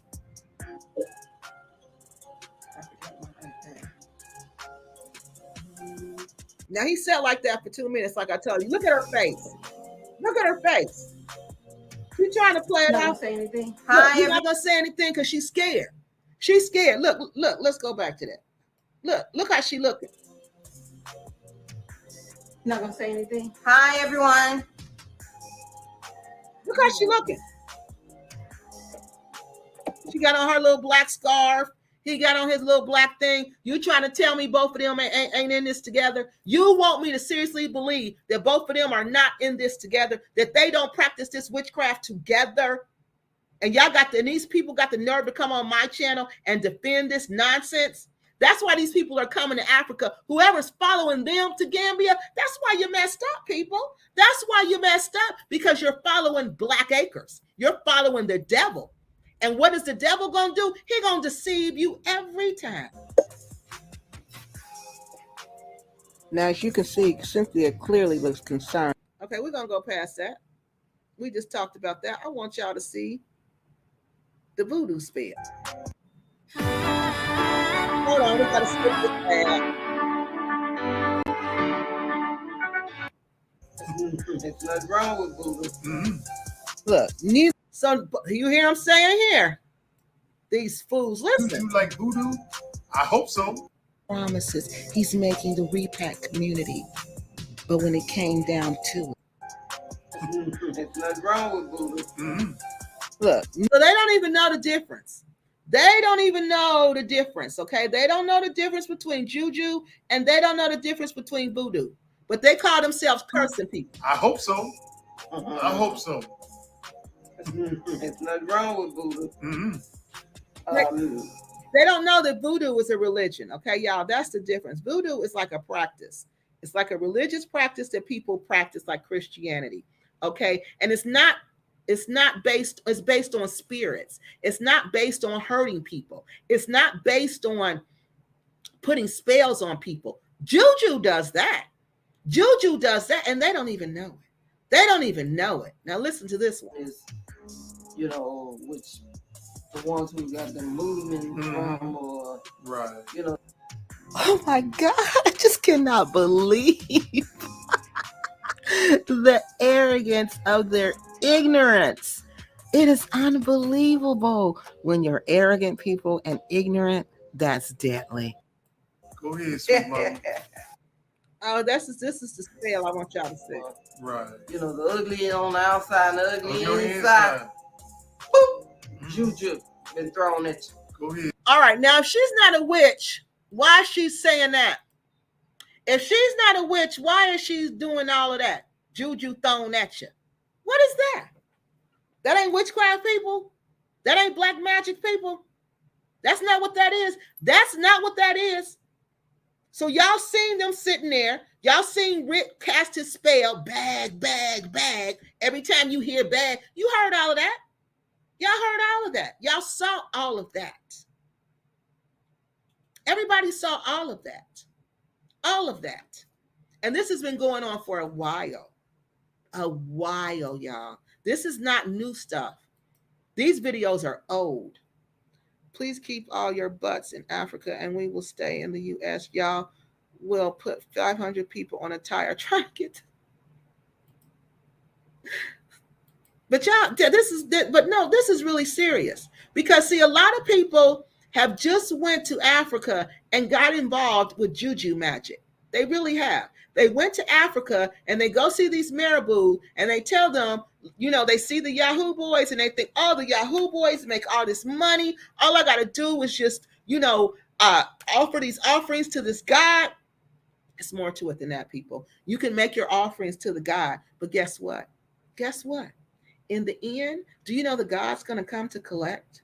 Do you know the God wants something? And he usually wants your life. He wants your life or he wants another life, okay? So these Yahoo boys are not going to live long. Anybody who engages in black magic and juju, you don't live long. You can't. That's part of the rules. You cannot. We will wait. I'll wait for me to get my glasses. I'm going to get beautiful to get them in a minute. Yeah. You're not going to live long. Like the boy told her. The picture is too much. That picture is too much. Which one? Yeah, just like the boy told her. When somebody's fighting you with juju magic, oh, you're lucky if you live. I'm glad you explained he was trying to be a wizard because I thought he was trying to be a gangster representing his hood. No. Because did you see him do the spell? Did y'all see him do the bag, bag, bag spell? Because at first I thought he was, when I first saw it too, I thought he was just acting silly. I really did. But then when I saw it again, no, I tell you when I started doing research on them using witchcraft, and I saw him with that hood on, and I'm like, okay, only people who wear these hoods are like, wizards. So that's when I was like, are they really representing themselves as satanic people? And that's when I was just like, oh, these people are really involved in witchcraft and they think it's a joke. I'm trying to find exactly where is where he cast the spell, because I want y'all to see the spell. I want y'all to see. Oh, the transcript isn't on this one. I want y'all to see the spell. I want y'all to see the spell he cast. But hold on, let me skip this ad. So he gets mad. No, we're not going through all these ads, YouTube. So basically, let me go back to y'all. So basically, what he does when they get mad, they go put spells on you. Because remember when Cynthia was in Clarksville, Tennessee? Remember that video, y'all? That video I made, they had that video removed because I didn't put the copyright license on there, the copyright disclaimer. So YouTube took that video down. But in that video, I showed y'all where she been wanting to be a witch for a long time, y'all, because she said she believed in her heart that tornado they had in Clarksville, Tennessee, that she caused it because she wished something bad would happen to them because they took her child away from her and accused her husband, Rick, of, y'all know what? I told y'all the S word to the little girl and physically, can y'all see me? To the little girl. Okay. Yes. Okay. Yes. So they took her. Okay. So she said she was praying so hard that they would do something about it, that a tornado came in and tore up Clarksville, Tennessee. So these people have been engaged in witchcraft for quite some time. They've been doing this for quite some time. So this isn't, that's why they can come on YouTube so freely and throw these spells around. This is why, because they've been doing this for quite some time. Now, my second point I want to make to you people. I showed you where they were using where they were actually involved in the witchcraft, that they were actually using juju. And you know, somebody told me, guess what else these people told me, y'all, that in Africa, in the Gambia, that African Americans are using juju to curse other African Americans because they're jealous. Now, do y'all think I think they're lying? No. No, I don't think they're lying. I think that is 100% true. I truly think that they're over there using juju to curse each other. Yes, because it's easy to get into. Because let me tell you, when I was there, let me tell you how easy it is to get into. So I was over there. I went to this, I'm not going to tell you the name of the restaurant because then you're going to know. So I went to this really expensive restaurant and I met the owner. Then I met his sister. Okay. And me and his sister kind of, we kind of hit it off. We could kind of tell. I didn't talk too much to her, but the conversation I did have with her, you could tell like we had connected in conversation. So when I told her I was leaving, she comes and she tells me, before you leave the Gambia, make sure you go get in the water. Go get in the ocean and go get in the ocean 3 times. Dip yourself, even if it's just your feet, go get your feet wet 3 times. Okay. Now, y'all, that's some type of spiritual stuff. She was telling me some type of spiritual stuff that has to do with the water. Okay. And it's basically for the water to bless you. I know what it was for. It's for the water gods to bless you and for the water gods to protect you.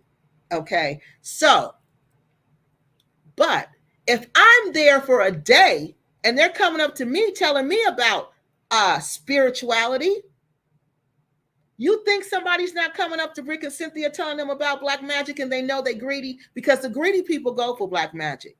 The greedy people go for black magic and witchcraft. And now that I think about it, y'all, I don't know if it's somebody trying to do black magic on them.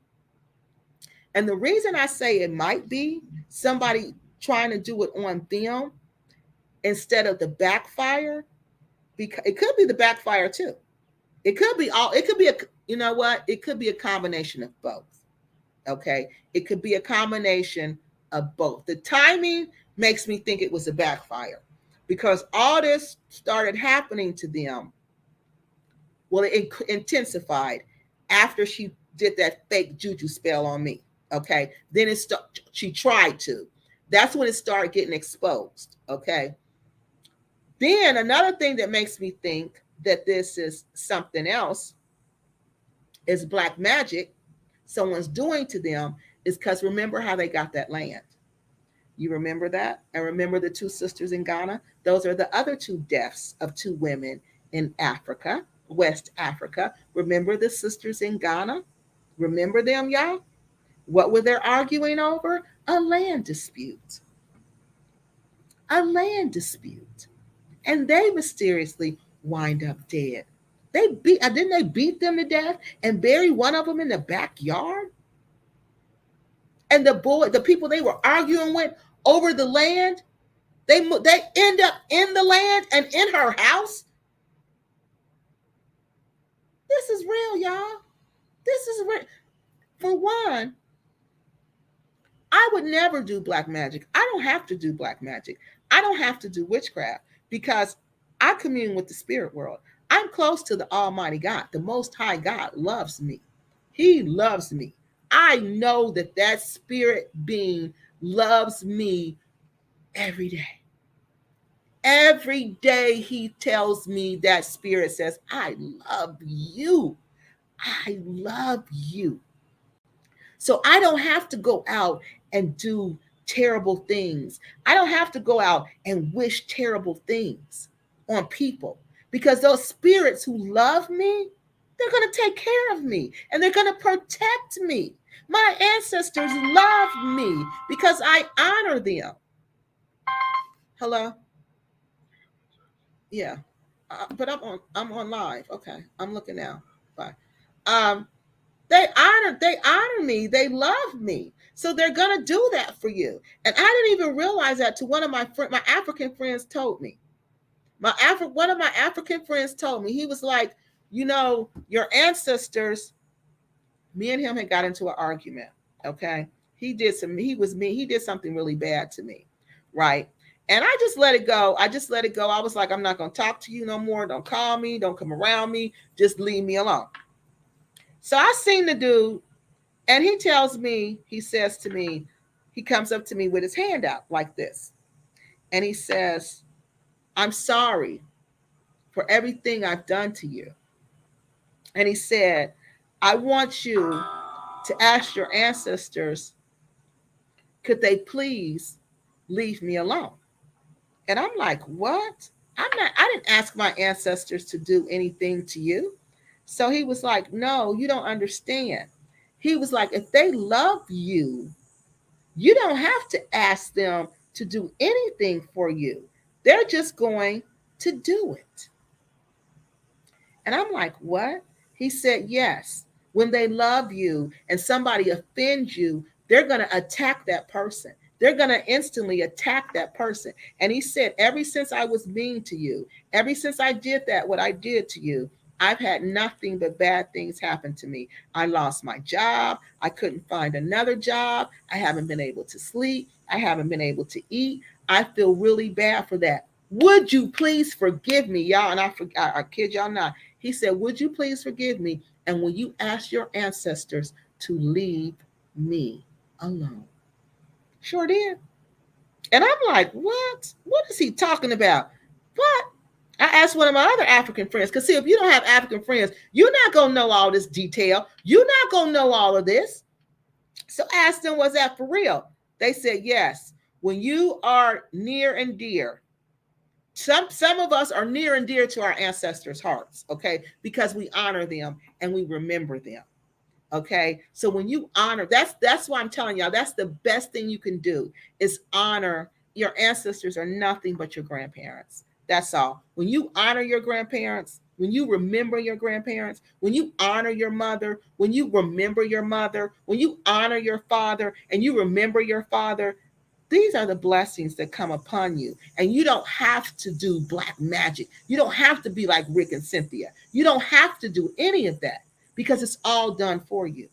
It's all done for you. You don't have to, like the Bible says, God says, my seed will never beg for bread. Never. Well, anybody who loves God, never will you beg for bread. I will never be on YouTube begging. Never. I even forget to ask you to subscribe to the channel. That's because I'm not doing this for money. I'm doing this because I want to help people. I don't want no woman, no man to go to Africa and be taken advantage of. I don't want no woman or no man to go to Africa and be unlived like what's going over there now. I don't want that to happen, y'all. And that's bothering me that that's happening. That is bothering me. So I said, if I can use my YouTube channel to help people, then that's what I'm going to do. And that's what I do. So this whole thing, so when they went over there and they took that land, first you took communal farmland. That's a big no-no. That's a big no-no because like I told y'all, communal farmland, in case you didn't know, that's the land where everybody can go and farm for free. When I worked in Cameroon, okay, I actually got to see communal farmland. Okay. And this is how ignorant again they are, because they said in a village, in a video, I can't believe everybody in CFO is related because it's the village. It's the village, and it's just where the families live. It's where your family has lived for generation and generation and generation. So Black Acres, those people in CFO have worked that land that they bought and went to court and fought over. They didn't even buy it, they leased it, because this is a lease. That's why the court probably, I don't know, I'm not going to speak for the court because I don't know, but this is a leased property. This isn't, they don't get to keep this, and their family does not get to inherit this land. So when Black Acres is over, when them two breathe no more, that land goes back to the state. So all that lying about, this is going to be for our kids, that's a lie. Their kids are going to have nothing once they are gone. That whole contract is gone. That contract is with them and the government, not them, the government and their kids. So that's another lie they're telling y'all, okay? So, but the people in C4 region have lived on this land forever. They have lived on and worked this land forever, okay? So this is what I want you to understand here. They've worked this land forever, and then all of a sudden, Rick and Cynthia come in. Now it's just open space where you can just go and get you a plot and you can work it. Your family will work it and you grow food so you can feed yourself so nobody goes hungry. That's why nobody goes hungry in the village, because everybody has food. It may not be the food you want, but it's something, okay? Because you can work your land. So Rick and Cynthia basically took these people's ability away to feed themselves, because not only did they grow crops on that land, they hunted on that land, the cows grazed that land. That land provided for a lot of people, sustenance for a lot of people and animals in that region. And now Rick and Cynthia own it. Well, I'm going to quit saying they own it, because they don't. Now Rick and Cynthia are leasing it, and they've kicked everybody off. Now you tell me the ancestors of that land are pleased? Just like my ancestors love me, you don't think their ancestors love them? You don't think the gods of that land, because Africa will tell you they have gods, Gods. They will tell you, and there's gods that rule certain lands. Yeah. So there's a god, a little g god, that rules C4 region. That village, there's a god that rules that region. Yeah. And there's ancestral spirits that rule that region. They work together. Remember the one video when the workers told them at night they see lights in the sky? They see stuff in the sky at night, and the boy told them that was the ancestors of that land, the ancestral spirits of that land. Yeah, because they're not pleased. You cannot take from the people like that and think nothing is going to happen to you. So Rick and Cynthia has been known that there's spiritual activity going on out at Black Acres for a long, long time. They just didn't do anything about it. They just thought they're witchcraft. They just thought burning that sage, the sage burning queen, she thought that was going to stop everything. But it stopped nothing. All it did was make them angry. So now the spirits are angry. So I don't know. Somebody could be using black magic against them. Somebody from that village, probably. I don't know. I'm just saying. I'm speculating. because there's two things going on. There's there's definitely a backfire because of the timing. And then this bird, this black owl, this owl, that was nothing but signs that black magic, that Black Acres is using black magic. Those snakes I constantly told y'all about, those snakes, that's black magic. They've been using black magic, okay? So I believe it's a backfire, and I believe that somebody, and look how many people they made angry. Look how many people, look how many Nigerians they've made angry. You don't make a Nigerian angry and think you're going to get away with it. You don't do that. You don't think for 1 second you're going to make a Nigerian angry and they're going to just let you walk away with that and get that off. You may think you got that off, but that Nigerian coming back for you. They're coming back for you. So how many Nigerians have they showed to the gate? How many, y'all? Y'all know that this is what they do. Samuel, what was the other one? Sunshine. What was the other one? The construction man. How they disrespected them. I'm not saying it's them. I'm just saying, y'all, you can't go around treating people like this. We have seen them disrespect people forever. Cynthia the man, that's another thing why I think somebody's doing something to them, because she totally emasculates her husband. And that's just, I don't understand that. And they're in Africa and she's doing this, okay? Hold on, y'all. I'm trying to get these comments up. They're in Africa and they're doing this. Okay, this one. Let me read this. People actually believe in magic. Oh, yes. You don't believe in magic, Nurse Noreen? What do you believe in? If you don't believe in magic, what do you believe in? Tell me. What you believe in? Because I want to know. Of course I believe in magic. I teach my students to believe in magic. I teach them magic is real. Because if you don't have magic, honey, you have nothing. You have nothing. Magic is believing in yourself. Magic is believing in you, that I can do whatever I want to do. That's magic. What kind of magic are you talking about? Black magic? I'm just curious. What do you believe in? When you are truly connected with the Most High, He will put a hedge of protection around you, and no evil spirit can pierce that. It's Torah. Yep, that's what they said. We also have an angel named Michael. Yes, and that's what they said. That you have a protection around you because you are special to Him. And not only one person told me that, several people have told me that. People have tried to do readings on me with tarot cards and with different devices. And guess what they say? I can't even read you. Your spirit is protected. I can't even read your spirit. There's something protecting you. Now, these are the people that I'm that person that Black Acres call themselves putting a spell on, trying to curse. Trying to curse. I'm that person. Only a fool would do that. The ancestors didn't do anything to the Europeans who came to took over divided countries. Okay, Nurse Noreen, it doesn't seem like you know the history of the West, the transatlantic slave trade. Okay, because why would our ancestors get the Europeans when we're selling each other, ma'am?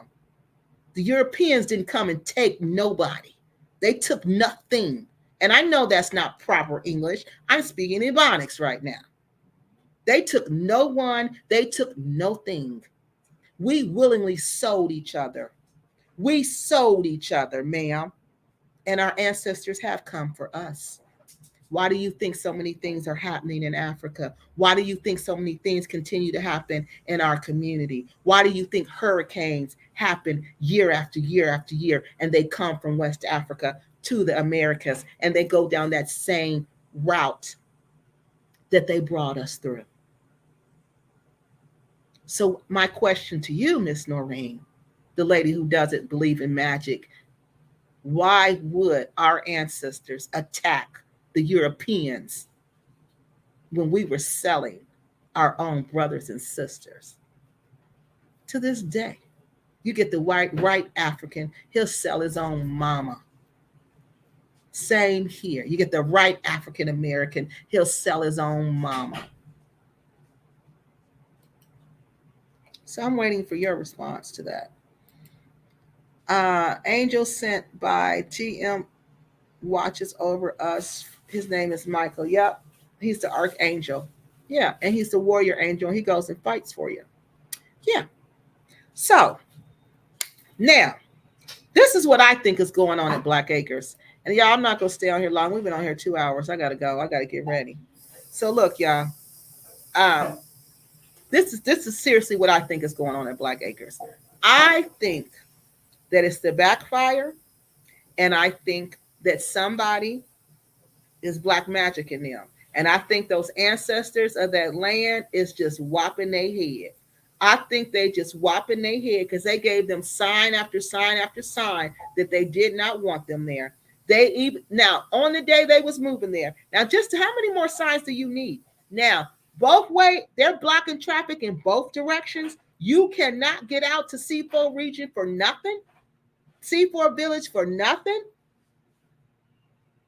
That was a sign, but they don't know how to read the signs, people. But they call themselves heavily into the magic, but they don't even know how to read the signs.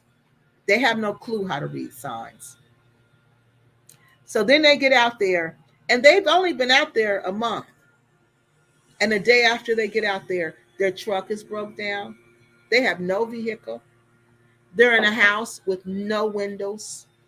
This is the middle of the rainy season in the Gambia. And if you have not been in the rain, I've been in the rainy season in Cameroon, I've been in the rainy season in Nigeria, and I've been in the rainy season in the Gambia. And it ain't Gambia's rainy season got them all beat. It's got them all beat. So how they're staying in a house with no windows during the rainy season next to the river Gambia, I don't know how they doing that. And Casamance is right across the river, Senegal. I don't know how they're doing that. I don't know how they're doing that. And then right after, no, there's no windows. There's no windows. Rick just told us. He just admitted it because he knew I was right. He knew y'all knew because I told everybody. He knew it. He just admitted. He said he was going to show y'all the house when they get the windows. Yes, that's when he's going to show everybody the house when they get the windows. So, y'all tell me, what do y'all think? I think Black Acres is heavily in black magic and witchcraft. And how do I think? I think it will not end well. I don't think this is going to end well at all. There's no way it could. How could it? How could it end well? The only way it could win, they could win some kind of way is if they leave. If that was me, y'all, I would just pack up. It could never be me though, because I would never buy no communal farmland. I wouldn't do that. So it could never be me in the first place.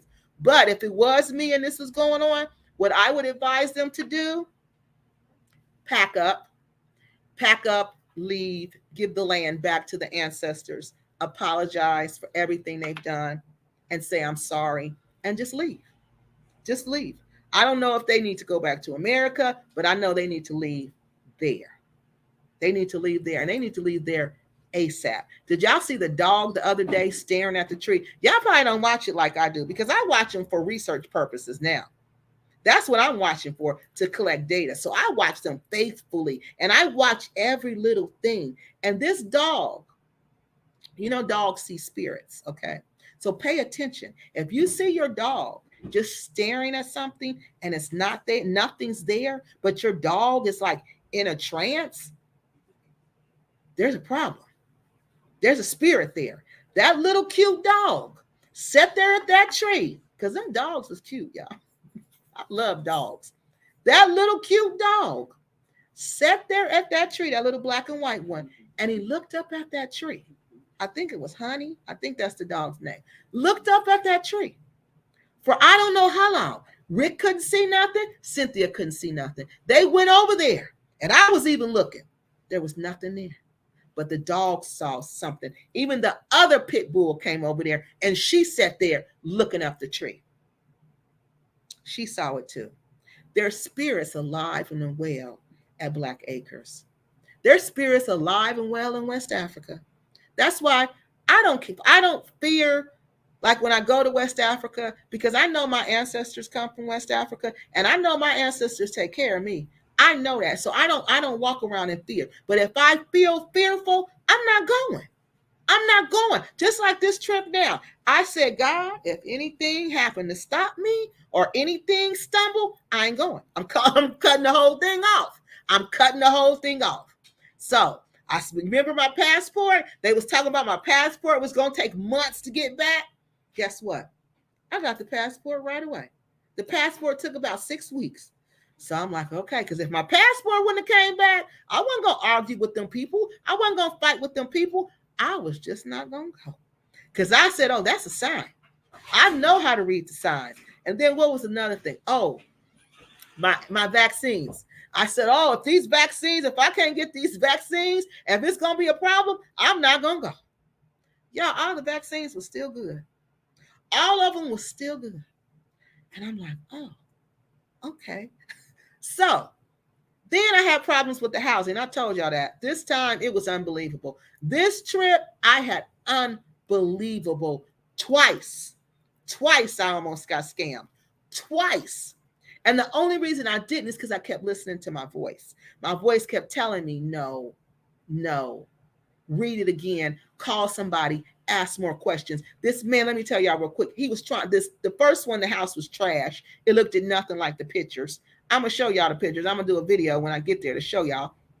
Then the other one, he's telling me it's almost $1,000, y'all. He's telling me it's for the whole entire house.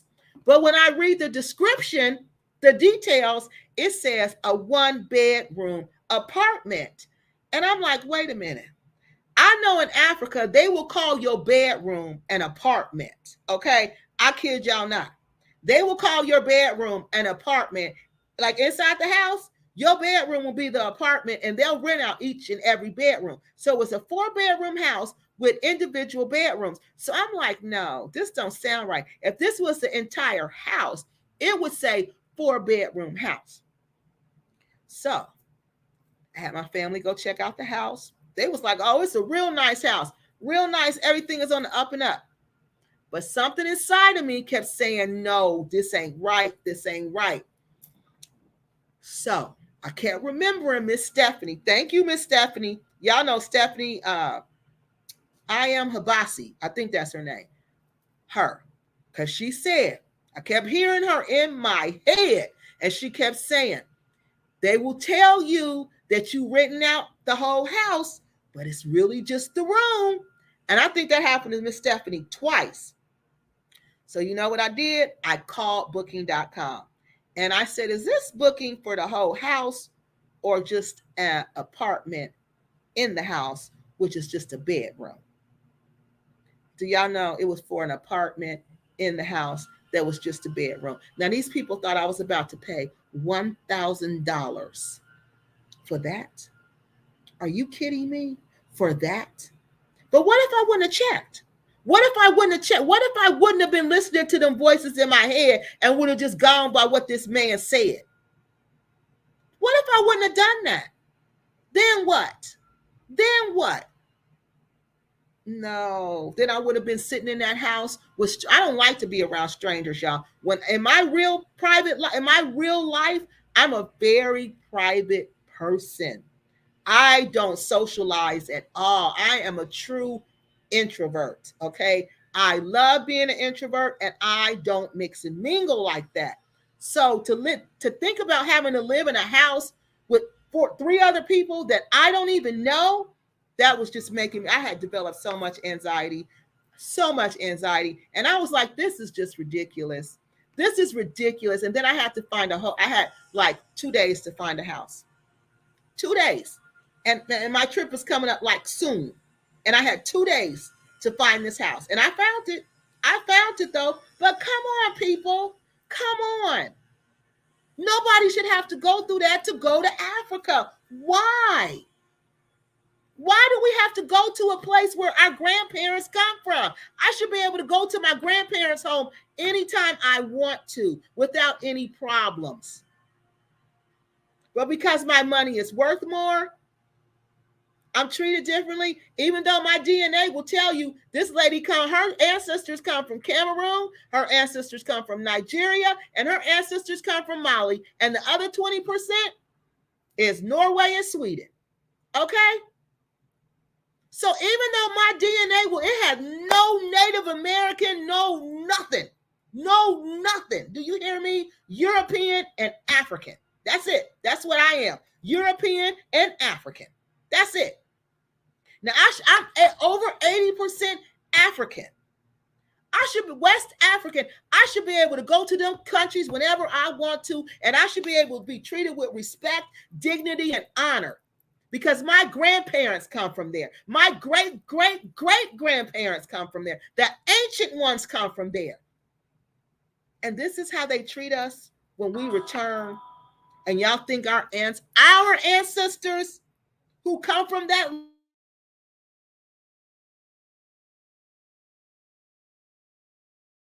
they're not, y'all. They're not. Trust and believe. You're not going to get away with messing with us like that. You're not. Because we had no say in this fight. We were stolen. Let's keep it real. We were stolen. Some of us, like my people, we were kidnapped during a battle. We were fighting in warfare. So we were outgunned because they had guns and we had spears. So we were outgunned. So we were kidnapped and enslaved in America. So this is the people who are coming back saying, I don't care that you did this to me. I don't care. I'm still coming home because this is where my grandmother comes from. This is where my grandfather comes from. This is where my blood comes from. And nobody's going to deny me that. Nobody's going to deny me that. And I dare them to try. I dare them to try. I dare them. So I'm going to move freely in Africa, but I'm going to move wisely. I'm going to move freely and I'm going to move wisely and I'm going to listen to my ancestors. And if I want to be with an African man, I'm going to be with an African man because I know my ancestors will never send me an African man who's no good for me. I only had one out of all the African men. I'm sorry, I don't want it to sound like a lot, but I've been married a couple times. But they were good people, but it was just time. The time was up, y'all. When time is up, time is up. Everybody ain't gonna be together forever, and I know that, and I accept that. Okay, so when time is up, time is up. But they were generally good men. I had one that was not a good man, but that's because I did that on my own. I didn't listen to what the Most High was telling me, because the Most High told me don't deal with him, but I did it anyway because I was lonely. So if you want to be with an African man, it has nothing wrong with that, because guess what? Your great-great-great-great-grandfather was an African man. You know how many African men are in your family? So there's nothing wrong with you wanting what you desiring, what you come from. But you just got to be smart about it. You got to be smart about it. You got to realize these people who stayed behind, they don't know nothing about us. Once we was gone, we was gone.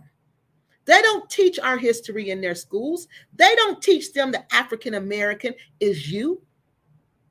They don't teach them that. They don't teach them the African American is your cousin, is your brother, is your sister. What you do to them, you do to you. You do to Africa.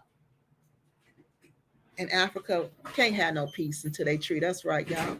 Until, like Miss Silly say, until you do right by us, everything you think about gonna fail. And that's the truth. It's the honest to God truth.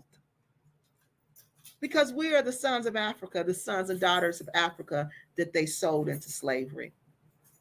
And until you make it right by us, until you treat us with respect and dignity and quit looking at us as money, like Miss Sealy say, in the color purple, everything you think about gonna fail.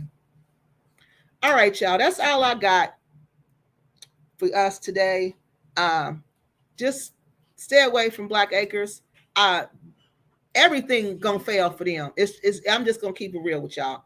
From what I've been seeing, what I see in my spiritual mind for them, it is not good. It's bad, and I feel sorry for them.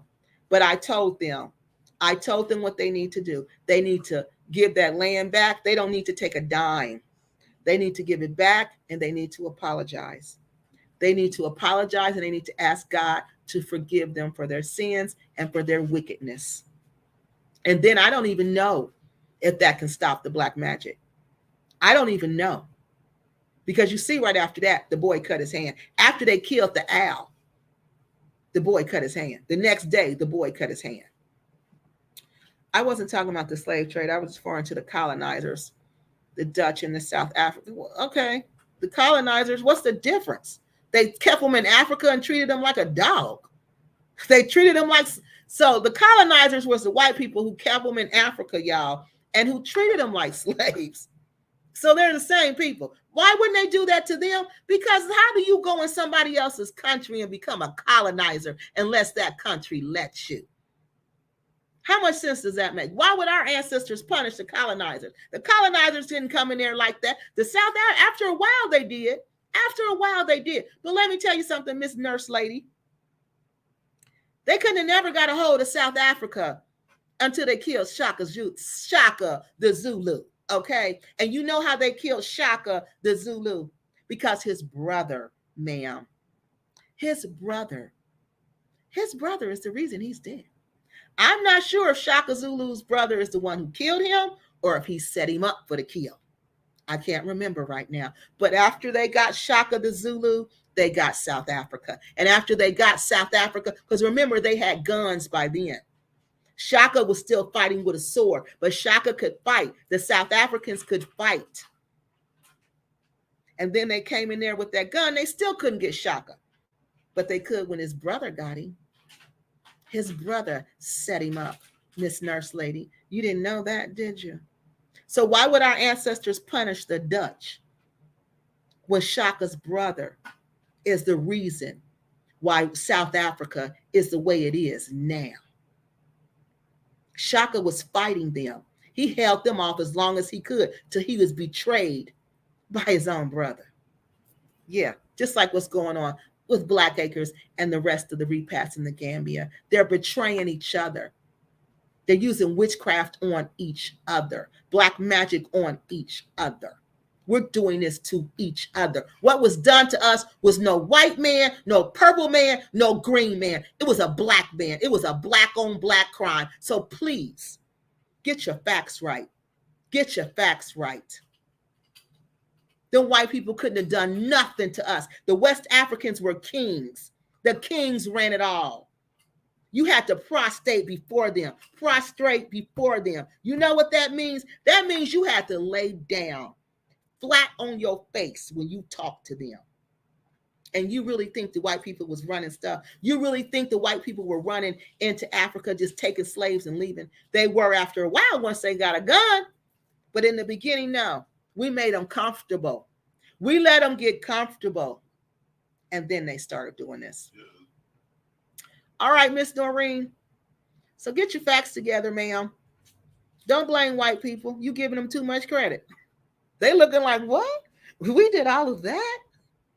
All we did is just buy a couple of black people. That's all we did. We didn't know we were doing all of that. Well, thank you. Thank you. I appreciate that. That's what they're saying. Yeah, thank you. Okay, I'll talk to you later. Okay, y'all, I'm going to get off here too. All right, y'all, so we got to go. The ancestral spirits at that region should have run the Dutch out of there decades ago. No, we shouldn't have never let the Dutch in there. And when you do things like that, you got to pay for what you do, Miss Noreen, Nurse Noreen. You got to pay for what you do. You got to pay for what it's called karma. We did dirty deals with the Dutch. We did all of that. We opened the door for them to walk on in there and do what they want to do. So they're not going to do anything to them. Why would they? They're not violating anything. Kiki, I've been sitting back and listening. I've been enlightening and a pleasure as always. Oh, thank you, Miss Elaine. Thank you so much. Yep, y'all, I gotta go. It's been real. I'm well aware of how Africans sold each other out. Well, why are you still blaming the Europeans then? I'm confused. What are you giving them way too much credit? They couldn't have did nothing without us. We was bringing each other to them, saying, here you go, here you go, here you go. And then they said, oh, we got these guns now. We don't need them. We can just shoot them and get the rest of the Africans. So if you know that, then why are you questioning why aren't the ancestors attacking the Europeans for what? For what? We made a deal with the devil, and the devil came to collect, and now we got to pay. And Africa's still paying. Why do you think it's so undeveloped like that? In the world there, everything. Okay, good. I'm glad you're aware of the Berlin Conference. All right, guys, that's my show. My prediction for Black Acres is that when you play with witchcraft and when you play with black magic, you got to pay. So unfortunately, people, Black Acres has got to pay for what they've done.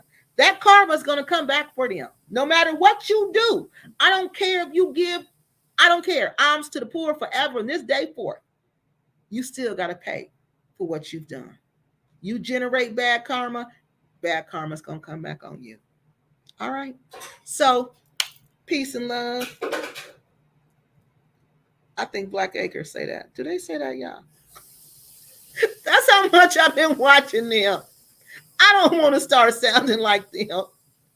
But, all right, y'all, I got to get ready to get out of here. It's about that time. Y'all will see me again soon.